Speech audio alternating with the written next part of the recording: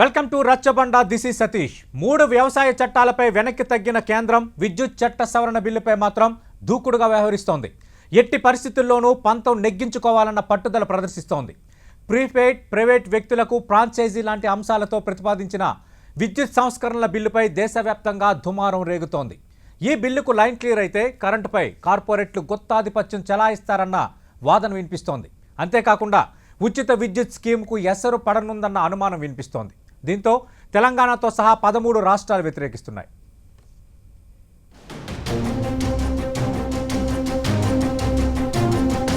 దేశవ్యాప్తంగా విద్యుత్ సంస్కరణ దుమారం చెలరేగుతోంది.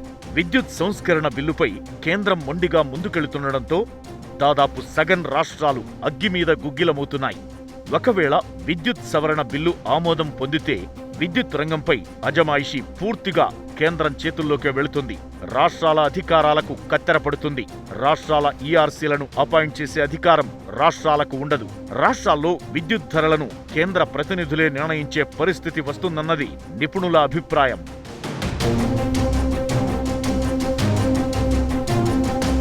కొత్త ప్రతిపాదన ప్రకారం రాష్ట్రాల్లో విద్యుత్ పంపిణీ నిర్వహించే ప్రభుత్వ రంగ డిస్కంలకు పోటీగా ప్రైవేటు సంస్థలు పుట్టుకొస్తాయి. వాళ్లు ఏ ధరకు విక్రయిస్తే దానిని ఆ ధరకే కొనుగోలు చేయాల్సి వస్తుంది. ప్రస్తుతం కొన్ని రాష్ట్రాల్లో ప్రైవేట్ డిస్కంలు ఉన్నా విద్యుత్ బిల్లులు ఏమాత్రం తగ్గలేదు. అంతేకాకుండా ఈ బిల్లులో ప్రీపెయిడ్ స్మార్ట్ మీటర్ల ప్రతిపాదన ఉంది. అంటే ముందే డబ్బులు కట్టి కరెంటు వాడుకోవాల్సి రావచ్చు. వ్యవసాయ బావుల వద్ద మోటార్లకు కూడా మీటర్లు పెట్టాల్సిన పరిస్థితి వస్తుంది. విద్యుత్ పంపిణీ ప్రైవేట్, ఫ్రాంచైజీల చేతికి వెళితే ముక్కుపిండి మరీ బిల్లులు వసూలు చేసే పరిస్థితి వచ్చే అవకాశం ఉంది.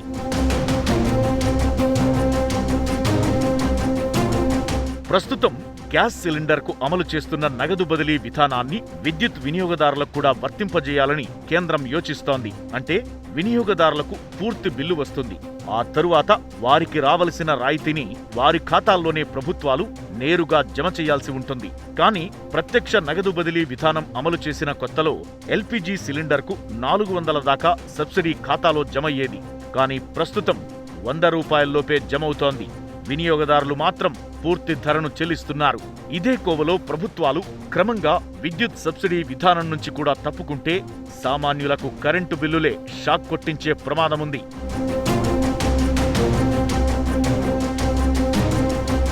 వాస్తవానికి ఈ విధానాన్ని వ్యవసాయ రంగానికి అమలు చేయాలని నిర్ణయించిన కేంద్రం రైతుల నిరసనలతో వెనక్కి తగ్గింది. వ్యవసాయ పంపు సెట్లకు మీటర్లు పెట్టి మొత్తం వినియోగం ఆధారంగా బిల్లు వేసి ఆ బిల్లునంతా రైతులతో కట్టించి తరువాత సబ్సిడీని రైతుల ఖాతాలో జమ చేయాలని కేంద్రం సూచించింది. విమర్శలు రావడంతో ఈ ప్రతిపాదనను ప్రస్తుతానికి పక్కనబెట్టి వ్యవసాయానికి కరెంటు తీసుకెళ్లే ఫీడర్లకు మీటర్లు బిగించాలని మరో ప్రతిపాదన ముందుకు తెచ్చింది.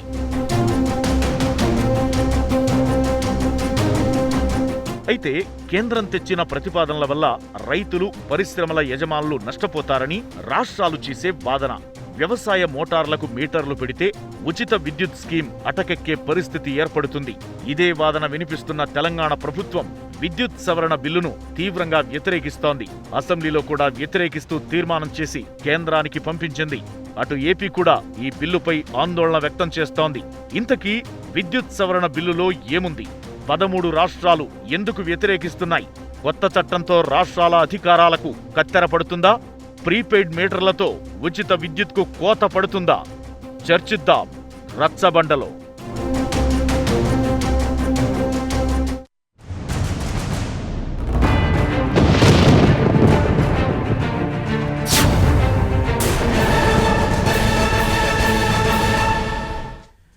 నిజంగా ఈ బిల్లుకు లైన్ క్లియర్ అయితే కరెంటుపై కార్పొరేట్లు గుత్తాధిపత్యం చెలాయిస్తారా? అంతేకాకుండా ఉచిత విద్యుత్ స్కీముకు ఎసరు పడనుందా? మొత్తానికి ఏం జరగబోతోంది? ఇదే అంశంపై ఇన్ డీటెయిల్గా రచ్చబండలో 10 టీవీ చర్చించబోతోంది.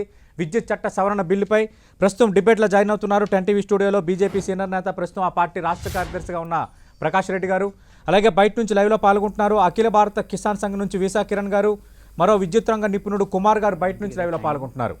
రైట్, వీసా కిరణ్ గారు, ఓవరాల్గా విద్యుత్ చట్ట సవరణ బిల్లుకి సంబంధించి మాత్రం దేశవ్యాప్తంగా దుమారం రేగుతోంది. 13 రాష్ట్రాలు వ్యతిరేకిస్తున్న పరిస్థితి ఉంది. దీనివల్ల మేలు జరిగే కార్యక్రమమే అన్నది కేంద్రం చేస్తున్న వాదన. ప్రధానంగా ఏ అంశాలపై అభ్యంతరాలు వ్యక్తం అవుతున్నాయంటే ఏం చెప్తారు?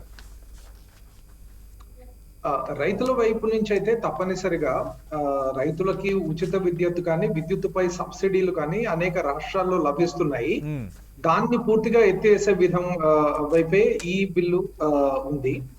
దీంట్లో ముఖ్యంగా రెండు విషయాలండి. ఒకటి ఏంటంటే ఆ సబ్సిడీల రూపంగా ఏదైనా ఇస్తే ఉమ్, ఆ, అది ఇప్పటి వరకు కూడా ఆ సబ్సిడీలు అంటే ఆ కరెంటు బిల్లుల్లో ఉచిత విద్యుత్ అయితే అసలు బిల్లు కట్టక్కర్లేకపోవడము, లేకపోతే దాంట్లో ఏదన్నా ఒక రాయితీ ఉంటే ఉమ్, ఆ రాయితీ ప్రకారము వినియోగదారులకే తక్కువ బిల్లులు వస్తాయి, కాబట్టి వాళ్ళకి ఆదా అవుతుంది. కానీ ఇప్పుడు చెప్తున్న విధానం ఏంటంటే వినియోగదారులు ఎటువంటి వినియోగదారులైనా వాళ్ళు రైతులు అవ్వచ్చు, లేకపోతే పేద కుటుంబాల నుంచి వచ్చిన వాళ్ళు అవ్వచ్చు, అందరూ కూడా పూర్తి బిల్లు దానికి ఖర్చు ఏదైతుందో అది వాళ్ళకి బిల్లు వస్తుంది, వాళ్ళు దాన్ని కట్టాలి. కట్టిన తర్వాత ఒకవేళ ఏదైనా సబ్సిడీలు కానీ రాయితీలు కానీ ప్రభుత్వం ఇవ్వదలుచుకుంటే అది మళ్ళీ ప్రభుత్వం డైరెక్ట్ గా వాళ్ళ అకౌంట్ లోకి వేస్తుంది. కానీ ముందస్తు బిల్లు మాత్రము వాళ్లే కట్టాలి, అంటే రైతులు కానీ పేద వినియోగదారులు కానీ కట్టాలి అనేది మొట్టమొదటి విషయం. రెండవ విషయం ఏంటంటే ఈ క్రాస్ సబ్సిడీస్ ఏవైతే ఉంటాయో ఈ సబ్సిడీలు అన్నిటినీ కూడా క్రమంగా దాన్ని పూర్తిగా ఎత్తివేసి అసలు సబ్సిడీలే ఈ ఎలక్ట్రిసిటీ రంగంలో ఉండకూడదు అనేది రెండవ అంశం. ఈ రెండు అంశాల వలన రైతులకే కాదు పేద వినియోగదారులు కూడా చాలా పెద్ద దెబ్బ పడుతుంది. ఎందుకంటే విద్యుత్ అనేది అది ఒక పబ్లిక్ గుడ్, అంటే అది మొత్తము దేశానికి చెందిన ఒక వనరు. దానిని ఏ విధంగా ఉపయోగించాలి, దాన్ని పేద ప్రజలకు కూడా ఎట్లా అందించవచ్చు, మన దేశంలో ఉన్న విపరీతమైన అసమానతలను దృష్టిలో పెట్టుకొని పేద వినియోగదారులకు కానీ లేకపోతే రైతులకు కానీ ఏదో ఒక రంగంలో కొంత సబ్సిడీ ఇవ్వడము, ఇవన్నీ కూడా ప్రభుత్వం చేయడానికి ప్రభుత్వానికి ఒక అధికారం అనేది ఉండాలి. తర్వాత దాన్ని డిమాండ్ చేయడానికి ప్రజలు కూడా ఒక హక్కు ఉండాలి. కానీ రెండింటిని కూడా తీసేస్తుంది. అంటే ఏదైనా రాష్ట్ర ప్రభుత్వం ఒకవేళ ఒక వర్గానికి రైతులకు కానీ ఇంకా పేద వినియోగదారులకు కానీ ఒక సబ్సిడీలు కానీ రాయితీలు ఇవ్వాలనుకున్నా కూడా ప్రజాస్వామిక ప్రభుత్వానికి కూడా ఆ అధికారం లేకుండా ఈ చట్టం చేయబోతోంది. కాబట్టి దీనికి చాలా పెద్ద ఎత్తున నిరసన అనేది వ్యక్తమవుతోంది. రైతుల వైపు నుంచి అయితే ఇప్పుడు ఏదైతే రైతాంగ ఉద్యమం దేశమంతటా నడుస్తుందో దాంట్లో ఆ 3 చట్టాల రద్దే కాకుండా ఇది కూడా ఒక ముఖ్యమైన డిమాండ్ గా ఉంది. అంటే ఈ ఎలక్ట్రిసిటీ సవరణ బిల్ ఏదైతే ఉందో దాన్ని పూర్తిగా విత్డ్రా చేసుకోవాలనేది ఒక డిమాండ్ గా ఉంది. ఆ డిమాండ్ మీద ఇప్పటికి కూడా రైతులు పోరాడుతూనే ఉన్నారు. ఎలా అయితే కనీస మద్దతు ధర గురించి పోరాడుతున్నారో అలాగే ఈ ఎలక్ట్రిసిటీ సవరణ బిల్ కూడా వెనక్కి తీసుకోవాలని పోరాడుతున్నారు. రైట్. ప్రస్తుతం డిబేట్లో జాయిన్ అవుతున్నారు టీఆర్ఎస్ నేత శ్రీధర్ రెడ్డి గారు. శ్రీధర్ రెడ్డి గారితో మాట్లాడే ముందు ప్రకాష్ రెడ్డి గారు, ఓకే, విద్యుత్ సంస్కరణ బిల్లు, అదే విద్యుత్ చట్ట సవరణ బిల్లుకి సంబంధించి రకరకాల అభ్యంతరాలు ఉన్నాయి. కానీ ప్రధానంగా రైతులకు సంబంధించి ఎలాంటి అభ్యంతరాలు వ్యక్తమవుతున్నాయి విశాఖ కిరణ్ గారు ఎక్స్ప్లెయిన్ చేశారు.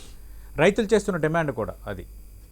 సార్ వారు నాకు పరిచయం లేదు, కానీ వారు చెప్పినవన్నీ కూడా ఈ బిల్లులో ఉన్నట్టుగా అయితే నాకు తెలియదు. ఓకే, ఈ బిల్లులో ఉన్న ఏ అంశం కూడా వారు చెప్పినారని నేను అనుకోవడం లేదు. ఎందుకంటే రైతుల సబ్సిడీ ఎత్తివేయాలని బిల్లులో లేదు.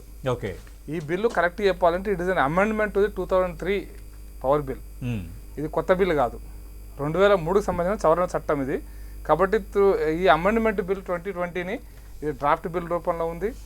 ఇంకా పార్లమెంట్కి కూడా రాలేదు, అన్ని రాష్ట్ర ప్రభుత్వాలకు వచ్చింది. రాష్ట్ర ప్రభుత్వాలకు సలహాలు ఇవ్వచ్చు. అయితే దీంట్లో రైతులకు ఇస్తున్నటువంటి సబ్సిడీని రాష్ట్ర ప్రభుత్వం రైతులకు అయ్యానండి, ఒక బల్బు ఒక ఫ్యాన్ ఉన్నటువంటి పేద ఎస్సీ ఎస్టీలకు ఇవ్వనియండి, లేదా ఇరిగేషన్ ప్రాజెక్ట్స్కి ఇవ్వనియండి, లేదా మరి ఇతర ప్రాజెక్టులకు ఈవెన్ ఇండస్ట్రీస్ కూడా కొన్నిసార్లు సబ్సిడైజ్డ్ ఇండస్ట్రీస్, అంటే ఇండస్ట్రీ సబ్సిడైజ్డ్ టారిఫ్ ఇస్తున్నటువంటి ఇండస్ట్రీస్కైనా సరే ఐదర్ రాష్ట్ర ప్రభుత్వాలు ఏ రాష్ట్ర ప్రభుత్వాలు డిస్కామ్కు ముందుగా పే చేయాలి. ఇది మొదటి అంశం. మీరు రైతుల గురించి నేను ఒక విషయం చాలా స్పష్టంగా చెప్తున్నా సతీష్ గారు. గతంలో గత ప్రభుత్వాల చంద్రబాబు నాయుడు గారి కాలంలో రాజశేఖర రెడ్డి గారి కాలంలో కూడా ట్రాన్స్ఫార్మర్ల దగ్గర మీటర్లు పెట్టారు. ట్రాన్స్ఫార్మర్ దగ్గర మీటర్లు పెట్టి ఏం చేశారు, ఈ ట్రాన్స్ఫార్మర్ నుంచి ఎంత బయటికి పోతుందని లెక్కలు పెట్టారు. ట్రాన్స్ఫార్మర్ దగ్గర నుంచి ఒక 10,000 యూనిట్లు బయటికి పోతే కమర్షియల్ బిల్డింగ్ 10,000 యూనిట్కి జరగాల.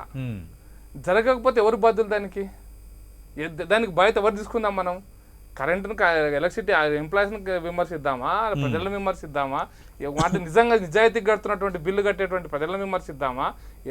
వాళ్ళకి నష్టం జరుగుతలేదా?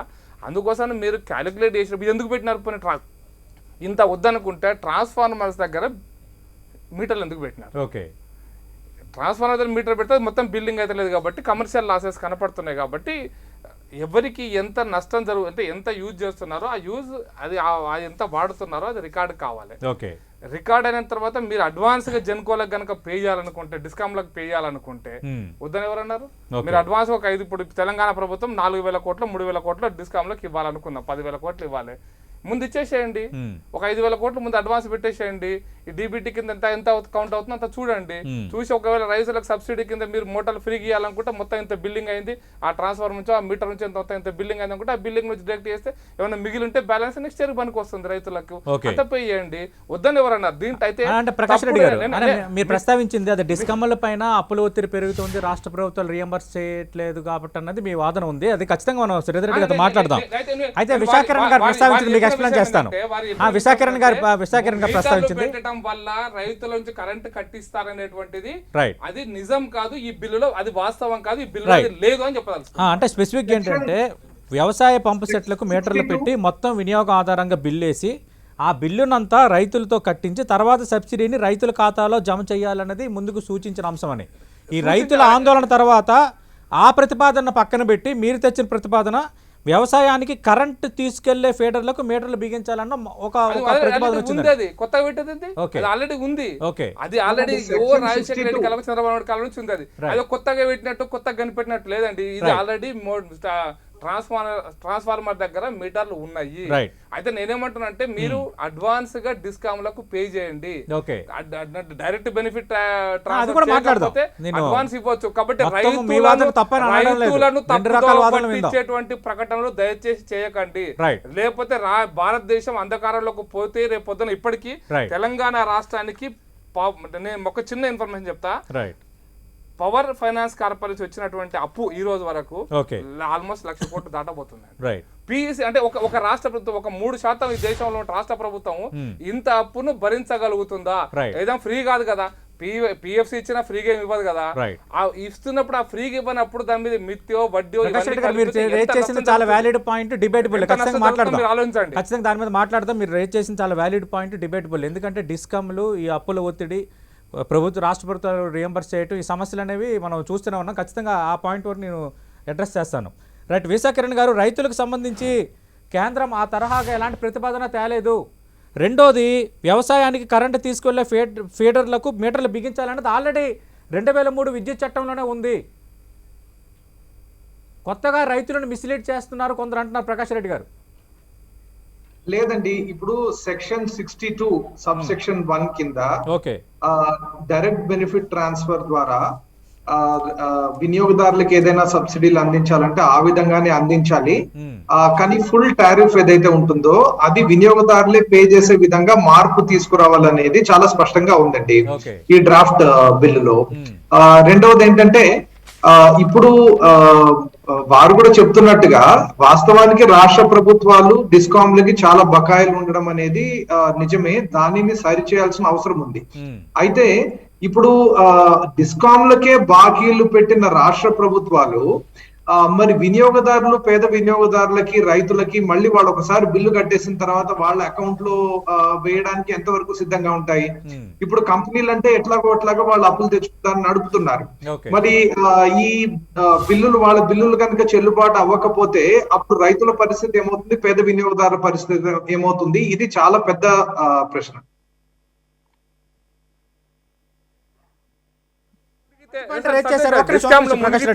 రైతులకు ఇవ్వగలుగుతారా? డిస్కామ్లు మొత్తం మునిగిపోయినాయి, డిస్కామ్లు కట్టలేని నాన్ పర్ఫార్మింగ్ అసెట్ కింద బ్యాంకులు డిక్లేర్ చేశారు. రైతులకు కట్టగలుగుతారు, రైతులకు మాత్రం ఎట్లా ఇవ్వగలుగుతారు కరెంటు? అసలు కరెంట్ ఇవ్వలేని పరిస్థితి వస్తుంది బాబు అని మొత్తుకుంటుంటే డిస్కామ్ల అప్పుల గురించి మాట్లాడకుండా రైతులకు నష్టం జరుగుతుందంటే అసలు మొత్తం బంద్ అయిపోతారు రైతులకు. డిస్కామ్లపై పెరుగుతున్న ఆర్థిక భారం రాష్ట్రాలు అడ్రస్ చేయాలన్న అంశాన్ని విశాఖరణ్ గారు ఒప్పుకుంటున్నారు. అది చేస్తే సమస్య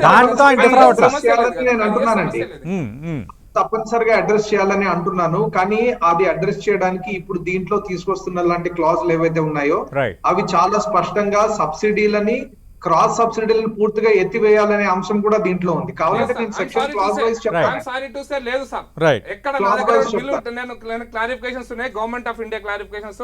సబ్సిడీ ఎత్తివేయాలని లేనే లేదు. Okay. మీరు సబ్సిడీలు ఇవ్వాలనుకుంటే అడ్వాన్స్ పే చేయండి లేదా డిబిటీ మెథడ్ లో ఇవ్వండి. Right. ఐదర్ వే అంతే తప్పిస్తే సబ్సిడీలు ఎత్తేయాలనేటువంటిది మొత్తం సబ్సిడీ రాష్ట్ర ప్రభుత్వం భరిస్తుంటే Right. మీ కరెంట్ బిల్ ఏం కట్టంటే ఎవరు వద్దంటారు. Right. ఇదే దాంట్లో ఇక్కడ చట్టం ఎక్కడ లేదు. Right. డిస్కామ్ లో సెక్షన్ 42 కాదండి, నేను సెక్షన్ తో సహా చెప్తున్నాను. Section 42 government of India clarification sir ఇది. I'm sorry to say Section- 1/4 sections లో ఉన్న ఇష్యూస్ పైన ప్రతిపక్షాల ఆరోపణల తర్వాత కేంద్రం ఇచ్చిన క్లారిఫికేషన్స్ అంటున్నారు ప్రకాష్ రెడ్డి గారు. నా దగ్గర 4 క్లారిఫికేషన్స్ ఉన్నాయి by the government of India.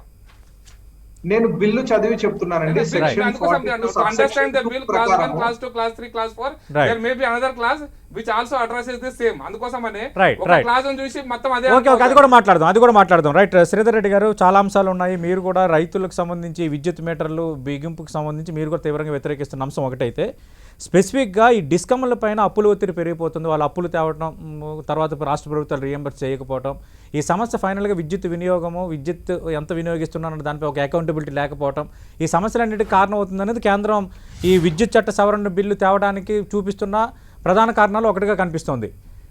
మీరేం చెప్తారు దీనిపైన? అంటే మొన్న రైతు చట్టాలు ఓ సంవత్సర కాలం తర్వాత 750 మంది అమరులైన తర్వాత ఏం ఆన్సర్ చెప్పినారు? ఆ సంవత్సరం అంటే ముందు రోజు వరకు కూడా ఏం చెప్తూ వచ్చినారు? ప్రభుత్వంలో ఉన్న వాళ్ళు కానీ బీజేపీ నుంచి వచ్చిన వాళ్ళు కానీ ఇవంతా కరెక్టు, రైతులు రాంగు, రైతు చట్టాలను సమర్థించే వాళ్ళందరూ తప్పని చెప్పినారు కదా. ఇవాళ విద్యుత్ చట్టాల విషయంలో కూడా అదే కాబోతుంది అనే విషయాన్ని నేను చెప్పబోతున్నాను మీకు. దీంట్లో ఒక క్రాస్ సబ్సిడీ విషయము, సబ్సిడీ ఎత్తేసే విషయము, మోటార్ల దగ్గర మీటర్లు పెట్టే విషయము, ఇదే కాకుండా ఓవరాల్గా దీని నేపథ్యం ఏంది? ఇంతకుముందు ఎట్లయితే రైతు చట్టాలు తీసుకొచ్చి మొత్తం ఆ వ్యవస్థను గుప్పిట్లో పెట్టుకునే ప్రయత్నం ఏదైతే కేంద్ర ప్రభుత్వం చేసిందో, దాని ద్వారా కార్పొరేట్లకు, పెద్ద పెద్ద బడా కార్పొరేట్లకి న్యాయం చేయగలిగేటువంటి పద్ధతి ఏదైతే ఉందో, మళ్ళీ ఇప్పుడు ఇది పూర్తిగా it's an effort to centralise the authority. ఇది కాంకరెంట్ లిస్ట్లో ఉంది కదా విద్యుత్ అనేది. రాష్ట్రాలకు కూడా సమానమైనటువంటి ఒక ప్రాధాన్యం నిర్ణయాలలో, రేట్ల ఫిక్సేషన్లో, క్రాస్ సబ్సిడీ ఇచ్చే దాంట్లో, రకరకాల అంశాల్లో, right from the generation to transmission, అన్ని రకాల అధికారాలు రాష్ట్ర ప్రభుత్వాల దగ్గర ఉన్నాయి. స్టేట్ ఈఆర్సీలు ఉన్నాయి. ఇప్పుడు రేపు పొద్దున కేంద్ర ప్రభుత్వం ఏం చేయబోతుంది ఈ చట్టం ద్వారా? వారు ఎక్స్పర్ట్ కూడా టు సెకండ్ మీ ఓవరాల్గా టోటల్గా స్టేట్ ఈఆర్సీస్ని నియంత్రించడం, అంటే వాటి అపాయింట్మెంట్ ఇచ్చే దగ్గర మొదలుపెట్టి సెపరేట్గా ఇంకొకటి పెట్టబోతున్నారు. ఏంటది? బేసిక్గా ఇంకొకటి నేషనల్ సెలక్షన్ కమిటీ అని ఒకటి పెట్టి, ఎలక్ట్రిసిటీ కాంట్రాక్ట్ ఎన్ఫోర్స్మెంట్ అథారిటీ అని పెట్టి, ఇట్లా 3-4 అంశాలు అపెలేట్ ట్రిబ్యునల్స్లో, అంటే మనకు సమస్య వస్తే ట్రైబ్యునల్స్ దగ్గరికి పోవాలనుకుంటే ట్రైబ్యునల్స్ని కూడా పూర్తిగా వాళ్ళే నియంత్రించే విధానాన్ని పెట్టుకొని రాష్ట్రాల హక్కుల్ని పూర్తిగా వేసే పద్ధతిని చేయబోతా ఉన్నారు. ఈ స్టేట్ ఎలక్ట్రిసిటీ రెగ్యులేటరీ కమిషన్ ఇప్పుడు ఏం చేస్తుంది? బేసిక్గా మన దగ్గర ఈ క్రాస్ సబ్సిడీ నిర్ణయించడము, తర్వాత వాటిని పూర్తిగా అంచనా వేసి డిస్కమ్స్ టారిఫ్తో ముందుకు వస్తే, అంటే ఎంత రేటు ఉండాలి కరెంట్ కానీ అనే విషయాన్ని ముందుకు వస్తే వాటిని నిర్ణయించడం, రకరకాల అంశాలు ఉంటాయి. స్టేట్ టీఆర్సీని కూడా మేమే నిర్ణయిస్తాము. పైన కూర్చున్న వాళ్ళు కేంద్ర ప్రభుత్వం మొత్తంగా టోటల్ వ్యవస్థను, రాష్ట్రాల్లో ఉండే నియంత్రణ వ్యవస్థలను కూడా మేము గుప్పిట పట్టుకుంటాము. తద్వారా మీరు సబ్సిడీ ఇవ్వాలనా లేదా ఎంత ఇవ్వాలి, ప్రతి విషయంలో రాష్ట్రాలకు రేపు పొద్దున ఇంకేం కూడా దీంట్లో ఏమంటారు స్వాతంత్రం ఉండదు. దీని ద్వారా మొత్తంగా సబ్సిడీని ఎత్తివేసే ప్రయత్నం, ఏదైనా ఒక రాష్ట్రం రైతులకు మేలు చేద్దాం అనుకుంటే, ఇంకేదైనా స్ట్రెస్డ్ వర్గాలు ఉంటాయి, రేపు పొద్దున ఎంఎస్ఎంఈలు ఉన్నాయి, రాష్ట్రంలో ఉన్న ఎంఎస్ఎంఈలకు ఏమైనా చేద్దామని ప్రభుత్వం ప్రత్యేకంగా అనుకుంటే, ఇంకేదైనా వర్గానికి అనుకుంటే మీరు చేయలేరు. మొత్తం వ్యవస్థను గుప్పిట పెట్టుకొని రాష్ట్రాల యొక్క స్వాతంత్రాన్ని హక్కులను హరించే ప్రయత్నం దీనిలో జరగబోతా ఉంది. క్రాస్ సబ్సిడీ గురించి వారు చెప్పిన దాంట్లో నిజం ఉంది. ఏంటంటే ఇప్పుడు స్టేట్ ఈఆర్సీ డిసైడ్ చేయాలా, మీరే డిసైడ్ చేస్తారంటే రాష్ట్రానికి వేరు పద్ధతులు ఉంటాయి. అంటే మీరు మిక్స్ ఆఫ్ ప్రొక్యూర్మెంట్ అంటారు, అంటే మీరు హైడ్రో ఎలక్ట్రిసిటీ ఎంత, థర్మల్ ఎలక్ట్రిసిటీ ఎంత, రెన్యూవబుల్ ఏమన్నా రేపు పొద్దున వస్తుంది ఆల్టర్నేట్ ఎనర్జీ సోర్సెస్ నుంచి, ఆ మిక్స్ ఏంటి, ఇక్కడ మీ కన్జ్యూమర్స్ ఎవరు, వినియోగదారులు, రైతులు, పారిశ్రామికవేత్తలు, చిన్న సంస్థలు, వ్యాపార వర్గాలు, రకరకాల మిక్స్ ఉంటుంది. అంటే కన్జ్యూమర్ మిక్స్ అంటారు దాన్ని, అంటే వినియోగదారుల యొక్క మిశ్రమం. అది రాష్ట్రానికి వేరులాగా ఉంటుంది. అది దాన్ని గుర్తులో పెట్టుకొని ఆ అంశాలను పరిగణలో తీసుకొని state ERC will decide the cross subsidy, government will take decisions. అవంతా ఏమీ లేదు. మేము మొత్తంగా పైన ఢిల్లీలో కూర్చొని నిర్ణయించుకుంటే అస్సాంలో, చండీగఢ్లో, తెలంగాణలో, ఆంధ్రప్రదేశ్లో అంతా ఒకటే రకంగా ఉంటుందంటే రేపొద్దున మా ప్రయోజనాలు, తెలంగాణ ప్రయోజనాలు దెబ్బతింటే మీరు రెస్పాన్సిబుల్ అవుతారా? మీరు నియంత్రణ చేసినా చేయకున్నా, నీ డ్రాఫ్ట్ బిల్ ఇవాళ చట్టరూపం వచ్చినా రాకున్నా పోయిన 7 సంవత్సరాల నుంచి తెలంగాణ రాష్ట్రంలో వాట్ ఎవర్ మీద గ్యాప్, ఇది వెల్ఫేర్ స్టేట్ అండి. ఇది Right. ఒక రూపాయి ఎక్కువైనా రూపాయి తక్కువైనా మా రైతులను కాపాడుకోవాల్సినటువంటిది, మా వినియోగదారులను కాపాడుకోవాలి, గృహ అవసరాలకు సంబంధించి మా చిన్న చిన్న పరిశ్రమదారులను కాపాడుకోవాల్సినటువంటి ఒక బాధ్యత ఎవరి మీద ఉంది? రాష్ట్ర ప్రభుత్వం మీద ఉంది. ఆ పనిని సమర్థంగా చేస్తూ ఉన్నాం. 24 hours into 7 ఎలక్ట్రిసిటీ ఇస్తున్నాము, రైతులకు ఫ్రీ ఎలక్ట్రిసిటీ ఇస్తున్నాము. తెలంగాణ రాష్ట్రంలో కరెంటు పోయినటువంటి దాఖలాలు లేవు. కరెంటు గతంలో ఫ్లక్చువేషన్ తోటి ఆ మోటార్ల దగ్గర మీటర్లు పోయినటువంటి మోటార్లు కాలిపోయిన సందర్భాలు లేవు. ఎవరు కూడా తెలంగాణ రాష్ట్రంలో కరెంటు షార్టేజ్ ద్వారానో కరెంటు సమస్యల ద్వారానో వ్యవసాయమో వ్యవహారమో వ్యాపారమో ఇంకేదన్నా కానీ ఇబ్బంది ఉన్నటువంటి పరిస్థితి లేదు. అట్లాంటప్పుడు ఈ డ్రాఫ్ట్ బిల్కి మీరు ఇన్ని అమెండ్మెంట్స్ తీసుకొచ్చి వ్యవస్థను గుప్పిట పట్టుకోవాలని ప్రయత్నం ఎందుకు చేస్తున్నారు? రేపు పొద్దున దీంట్లో ఇంకోటి ఉంది. They are going to issue franchisees, supplies, distribution supplies. అంటే ఇప్పుడు మీరు అహ్మదాబాద్ పోండి, ప్రైవేట్ పవర్ ఉంటుంది, ఆ టోరెంట్ తోడే ఇంకెవడో సప్లై చేస్తూ ఉంటాడు. రేపు పొద్దున హైదరాబాద్లో కూడా మీరు తీసుకొచ్చి సెంట్రల్ నుంచి తీసుకొచ్చి మా దగ్గర అంబానీనో అదానీనో లేకపోతే ఇంకో టోరెంట్ ఫార్మాకు ఉన్నటువంటి సబ్సిడీనో ప్రైవేట్ పరంగా చేసే ప్రయత్నం చేస్తా ఉన్నారు. Once you privatise the issue, power tariff will not be in your control. ఇవాళ గ్యాస్ కంట్రోల్ అవుతుందా? పెట్రోల్ కంట్రోల్ అవుతుందా? డీజిల్ కంట్రోల్ అవుతుందా? నేను అడుగుతా ఉన్నాను. పోయిన సంవత్సర కాలంగా ఈ గ్యాస్ సబ్సిడీ అయినా చక్కగానైనా మీరు అన్నటువంటి డీబీటీలో వస్తా ఉందా? ఐఆమ్ నాట్ అగెయిన్స్ట్ డీబీటీ, కానీ ఈ పర్టికులర్ ఇష్యూలో మాత్రం రైతులకు యావరేజ్ కాస్ట్ మీరు కనుక వినియోగదారుడే భరించాలనుకుంటే సబ్సిడీ ప్రభుత్వం బేర్ చేయకుండా సామాన్య రైతు ప్రతి నెల టంచన్గా, ఎందుకంటే మీకు ఎప్పుడు వస్తుంది వాళ్ళకు ప్రొడ్యూస్ అనేది? సంవత్సరానికి 2 సార్లు రైతుకు ఫుల్ ఆదాయం చేతికి వస్తుంది. అప్పుడు మాత్రమే వాళ్ళు ఏమైనా అప్పులు కట్టగలుగుతారు, లేకపోతే ఇంకేమైనా పనులు చేసుకోగలుగుతారు, పెట్టుబడి తెచ్చుకోగలుగుతారు. ప్రతి నెల రైతు నెల నువ్వు మీటర్ కట్టాలంటే మేము ఎందుకు అడుగుతున్నాం? నువ్వు మీటర్ పెడితే చచ్చినట్టు కట్టాల్సి వస్తుంది. నువ్వు కట్టిన తర్వాత 2 నెలలకు నేను సబ్సిడీ ఇస్తాను, 3 నెలలకు ఇస్తాను, ఆ వ్యవస్థను డెవలప్ చేస్తానంటే రైతులు కానీ చిన్న వినియోగదారులు కానీ సామాన్య పేద ప్రజలు కానీ మొత్తంగా ఇబ్బంది పడతారు. ఇది పూర్తిగా పేదవాడిని కొట్టి పెద్దవాడిని కార్పొరేట్ సంస్థలను బాగు చేసే ప్రయత్నం కూడా దీంట్లో దాగుంది. 1 సెంట్రలైజేషన్ ఆఫ్ ది అథారిటీ, మొత్తం అథారిటీస్ ని గుప్పిడ పట్టుకోవడం. 3 అన్ని వ్యవస్థలను అక్కడి నుంచే సబ్సిడీ ఎత్తివేసేటువంటి ప్రయత్నం. 3వది కార్పొరేట్లను దీంట్లో ఎంటర్ చేయించి మొత్తంగా డిస్ట్రిబ్యూషన్ ని, జనరేషన్ ని, ట్రాన్స్మిషన్ ని ప్రైవేట్ పరంగా చేసే ప్రయత్నం. 4 రాష్ట్రాలకి కంప్లీట్ గా దీంట్లో సేల్ లేకుండా చేసే ప్రయత్నం. ఇవన్నీ కూడా ఎవరికి లాస్ చేస్తాయి? అల్టిమేట్లీ సామాన్య వినియోగదారుని. కాబట్టి we're against, we're negating this particular laws which is coming. రేపు పొద్దున మీరు ఇంత వద్దని చెప్పితే కూడా ఇదే సమావేశాల్లో మీరు ఆ బిల్లు టేబుల్ చేయబోతున్నారు. Is against the countries. ఈ మన దేశం ఏదో పూర్తి ఇంకా వేరే స్థాయికి పోలేదు కదా. సామాన్య పేద వినియోగదారులు దృష్టిలో పెట్టుకుని ప్రభుత్వం ఏమైనా నేను కోరుతా ఉన్నాను. రైట్, ప్రకాష్ రెడ్డి గారు మీకు అవకాశం ఇచ్చే ముందు రైట్ శ్రీకుమార్ గారు మొత్తం వాదనలు చూస్తున్నారు. నిజంగా విద్యుత్ సంస్కరణ బిల్లు వల్ల లాభం ఎక్కువ నష్టం ఎక్కువ? మీ అంచనా ఏంటి? మీ విశ్లేషణ ఏంటి?